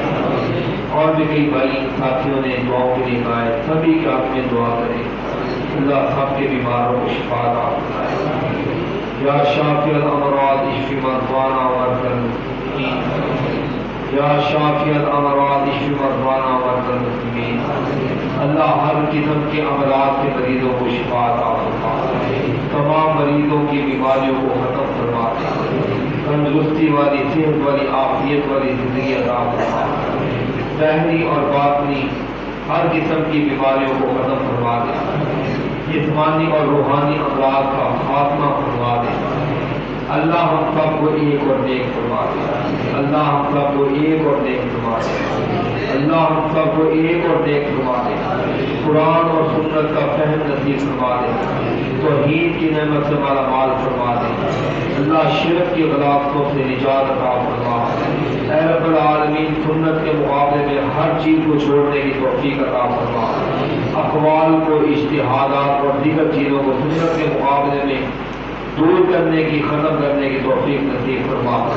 अल्लाह नबी पाक अलैहिस्सलाम की साथ और बात की मोहब्बत अता फरमा दे। आका की सुन्नत और सीरत को अपनाने की तौफीक अता फरमा। तालीमात इस्लाम के सांचे में भली ज़िंदगी नसीब फरमा। अमन, करार और चैन वाली ज़िंदगी अता फरमा। अल्लाह के खुसूस माह सियाम है, माह कुरान है। अल्लाह हमें इसकी कदर करने की तौफीक अता फरमा। अल्लाह इसकी कदर की तौफीक नसीब फरमा। अल्लाह कुरान की तिलावत की तौफीक नसीब फरमा। अल्लाह इसके साथ मोहब्बत करने की तौफीक अता फरमा। इसके हलाल को हलाल और हराम को हराम समझने की तौफीक अता फरमा। अल्लाह इसके तकाज़ों के मुताबिक अमल करने की तौफीक अता फरमा। अल्लाह इसके तकाज़ों के मुताबिक अमल करने की तौफीक नसीब फरमा। अल्लाह कुरान को हमारी आँखों का नूर बना दे, दिलों का सुरूर बना दे। अल्लाह माथों का नूर बना दे। ऐ रब्बुल आलमीन, कुरान के जरिए हमारी हिदायत का बंदोबस्त फरमा दे। अल्लाह कुरान किताब हिदायत है, हिदायत अता फरमा दे। अल्लाह किताब शिफा है, शिफा अता फरमा दे। किताब रहमत है, रहमत अता फरमा दे। अल्लाह तरक्की वाली किताब है, इसके बदले में तरक्की अता फरमा दे। अल्लाह ये तेरे यहाँ मकाम में तकर्रुब दिलाने वाली किताब है, तकर्रुब अता फरमा दे। अल्लाह हमें रिज़्क़ हलाल अता फरमा, रिज़्क़ मकान अता फरमा। अल्लाह हमारी ज़िंदगी के अंदर अमन अता फरमा दे, कुरान की मोहब्बत अता फरमा दे।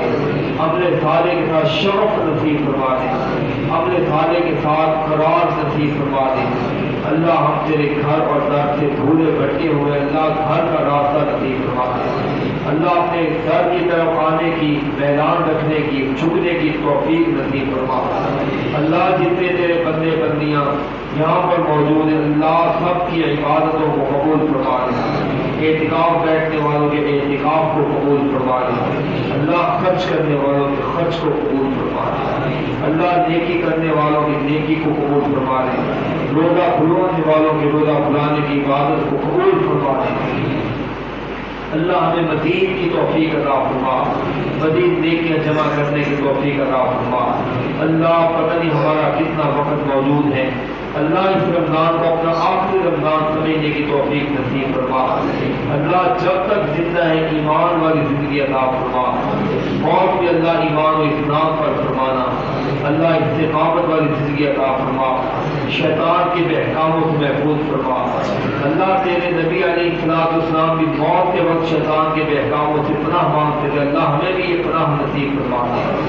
اللہ ہر قسم کے فتنوں سے محفوظ فرما، اللہ غرق کی موت سے، حدب کی موت سے، اے مالک آپ کے چلنے کی موت سے محفوظ فرما، ناگہانی حادثات سے محفوظ فرما، اللہ آسمانی اور زمینی بلاؤں سے محفوظ فرما، کرونا وائرس سے محفوظ فرما، جانوروں کی بیماریوں سے محفوظ فرما، زلزلوں سے محفوظ فرما دے اللہ، زلزلوں سے محفوظ فرما۔ اللہ تو ہم سے کتنا ناراض ہے کہ رمضان کے اندر بھی پاکستان میں کتنے بڑے بڑے جھٹکے لگے، اللہ ہمیں نجات عطا فرما، اللہ ہمیں نیکی کی توفیق عطا فرما، اللہ ہم ایسے کام نہ کریں جن کو تو ناپسند کرتا ہو، مالک ایسے کام کرنے کی توفیق عطا فرما جن کو تو پسند کرتا ہو، اللہ ہمیں اپنی رضا اور مرضیات والے عمل کرنے کی توفیق نصیب فرما، اللہ نیکی والے عمل کرنے کی توفیق عطا فرما، تقوی والی زندگی بسر کرنے کی توفیق عطا فرما، پیار اور محبت والی الفت والی زندگی عطا فرما، اللہ جو تیرے بندے پریشان ہمارے پریشانی کو ختم فرما دے، اللہ اگر تو اس سے نہ مانگے کس سے مانگے؟ تو فرماتا ہے کہ مجھ سے مانگو نہیں تو میں غصے میں آ جاؤں گا، اللہ نہ مانگنے والے سے تو غصہ کرتا ہے، مالک ہم تو اسے مانگ رہے ہیں، ہمارے خالی دامنوں کو بھرپور فرما دے، اللہ ہمارے اٹھے ہوئے ہاتھوں کی لاج رکھتے ہوئے اللہ ہمیں مالا مال فرما دے، اللہ وہ زندہ ہے، تو حیادار ہے، تو قیوم ہے، اللہ اپنے بندوں کے اٹھے ہوئے ہاتھوں کی لاج رکھتا ہے، شرم کھاتا ہے، اللہ ہمارے بھی اٹھے ہوئے ہاتھوں کو بھرپور فرما دے، اللہ وہ کچھ عطا فرما جو تیری نظر میں ہمارے حق میں بہتر ہو، اللہ جو ہمارے حق میں بہتر نہ ہو اس چیز کو ہم سے اور ہمیں اس چیز سے دور فرما دے، اللہ ہمیں نیکی والی سوچ عطا فرما دے، تقوی والی پاکیزگی والی زندگی عطا فرما دے، اللہ اپنی مرضیات سے بھرپور زندگی عطا فرما دے، اللہ جتنے بھی ہمارے مسائل ہیں سارے مسائل کو حل فرما دے، اللہ جن گھروں کے اندر بے چینی ہے چین عطا فرما دے، بے قراری ہے قرار عطا فرما دے،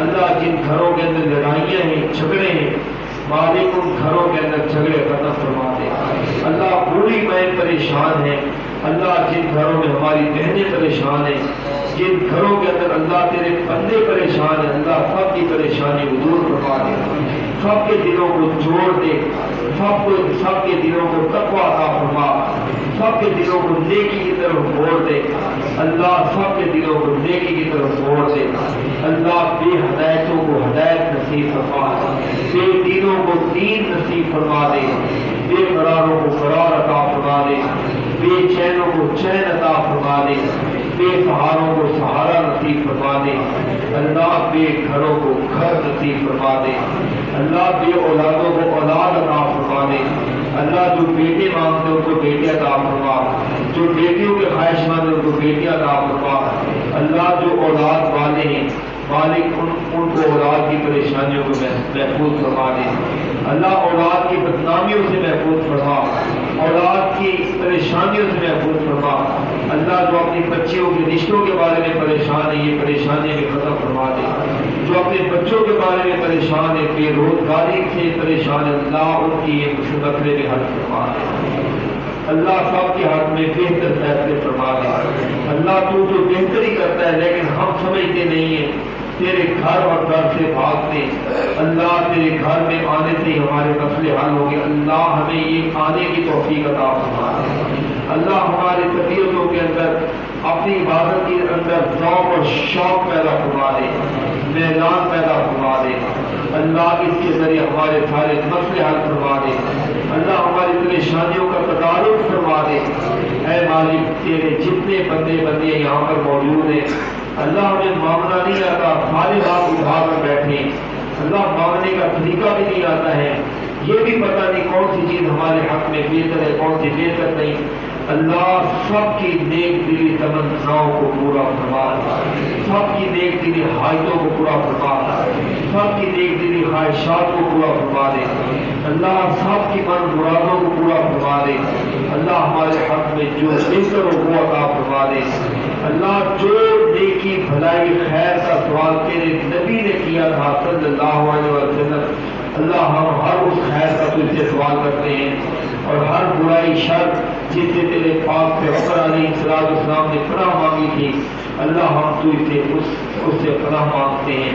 اللہ ہمیں پناہ عطا فرما دے، اللہ ہمیں پناہ عطا فرما دے، دنیا بھی بہتر فرما دے، آخرت بھی بہتر فرمانا، قبر بھی بہتر فرما دے، اللہ حشر بھی بہتر فرمانا، قیامت کے دن اللہ نبیوں کے سامنے ہمیں شرمندہ نہ فرمانا، نیک لوگوں کے سامنے اللہ ہمیں شرمندہ نہ فرمانا، بلکہ اللہ سب کے سامنے ہماری تکریم فرمانا، سب کے سامنے ہماری عزت افزائی فرمانا۔ اللہ تیرے گھر کے اندر قرآن پڑھا گیا ہے، اللہ تیرے گھر کے اندر تیرے دین کا کام ہوا ہے، قرآن پڑھنے والوں کو قرآن پڑھنے کو قبول فرمانا، اللہ قرآن سننے والوں کو قرآن سننے کو قبول فرمانا۔ اللہ اس ہمارے ان بچوں نے قرآن پڑھا ہے، اللہ ان کے علم کے اندر مزید کتابیں فرما دے، مزید سیروں کا شرح عطا فرما دے، اللہ دین کے لیے مزید ان کو توفیق عطا فرما دے، اللہ ان کے والدین کو بھی اس خوش نصیبی میں شریک فرما دے، اللہ سب کے والدین کو ایسی خوشیاں دیکھ کر نصیب فرما دے، اللہ ان بچوں کے علم کے اندر، عمر کے اندر، نیکی کے اندر، تقوی کے اندر، اطاعت کے اندر، اللہ ہر خیر اور بھلائی کے اندر برکت عطا فرما، اللہ برکت عطا فرما۔ اللہ اگر قرآن کی ادائیگی کے اندر کسی بھی معاملے کے اندر کمی کوتاہی ہوئی ہو، اللہ ہم حق نہیں ادا کر سکتے، مالک معاف فرما دینا، اللہ معاف فرما دینا، مزید نیکی کرنے کی توفیق عطا فرمانا۔ اللہ سب ماؤں بہنوں کے، سب بھائیوں کے بچوں کو، بھائیوں کو اللہ قرآن کا قاری بنا دے، قرآن کا حافظ بنا دے، قرآن کا عالم اور عالمہ بنا دے، قرآن کو سمجھنے والا فرما دے۔ اللہ ہم سب کی دعاؤں کو قبول فرما دے، اللہ سب کی دعاؤں کو قبول فرما لے، اللہ سب کی دعاؤں کو قبول فرما لے۔ مالک اگر ہم سے کوئی کمی کوتاہی ہوئی ہو مانگنے میں تو ہمیں دعا فرما دے، اللہ اپنی شان کریمی کے مطابق عطا فرما۔ اللہ ہمارا ایمان ہے، تیرا وعدہ ہے کہ تیرے خزانوں میں کمی نہیں ہوتی، اللہ ہم خود خزانوں سے عطا فرما، دین اور دنیا کی ساری بھلائیاں نصیب فرما دے۔ اللہ ہماری عاجزانہ دعاؤں کو قبول فرما دے، اللہ ہماری عاجزانہ دعاؤں کو قبول فرما دے۔ اللہ اپنے گھر کو بھی آباد فرما، گھر کو آباد کرنے والوں کو بھی آباد فرما۔ حضرات آخر میں خاص طور پر دعا کریں، ہماری جماعت کے رہنما ہیں یعقوب پور جماعت کے امیر محترم جناب مولانا حافظ اسد ندیم صاحب شدید علیل ہسپتال میں داخل ہیں، ان کی خصوصی دعا میں اللہ اپنے بندے سے دین کی خدمت کا مزید کام لے لے، اللہ ان کو صحت عطا فرما، عافیت عطا فرما، اللہ ان کے مرض کو ختم فرما دے، دوبارہ اپنے بندے کو توانائی اور طاقت عطا فرما، دوبارہ ہمت اور طاقت کے ساتھ جمعے پڑھائیں، درس دیں، تیرے قرآن کو سنائیں۔ اللہ پہلی مرتبہ ان کی زندگی میں یہ موقع ہے کہ وہ قرآن نہیں سنا سکے، اللہ اپنے بندے کو صحت دے تاکہ پھر قرآن سنائیں، دروس نہیں دے سکے، جمعے نہیں پڑھا سکے، اللہ ان کو دوبارہ توانائی اور شفا عطا فرما۔ اللہ ہم سب کو بھی یہ طاقت اور ہمت عطا فرما۔ ربنا تقبل منا انك انت السميع العليم وتب علينا انك انت التواب الرحيم۔ اللهم صل وسلم على عبدك وحبيبك وخليلك ورسولك محمد وعلى آله وأصحابه وأزواجه وذرياته وأهل بيته أجمعين آمين برحمتك يا أرحم۔ حضرات یہیں پر تشریف رکھیں، یہیں پر آپ سے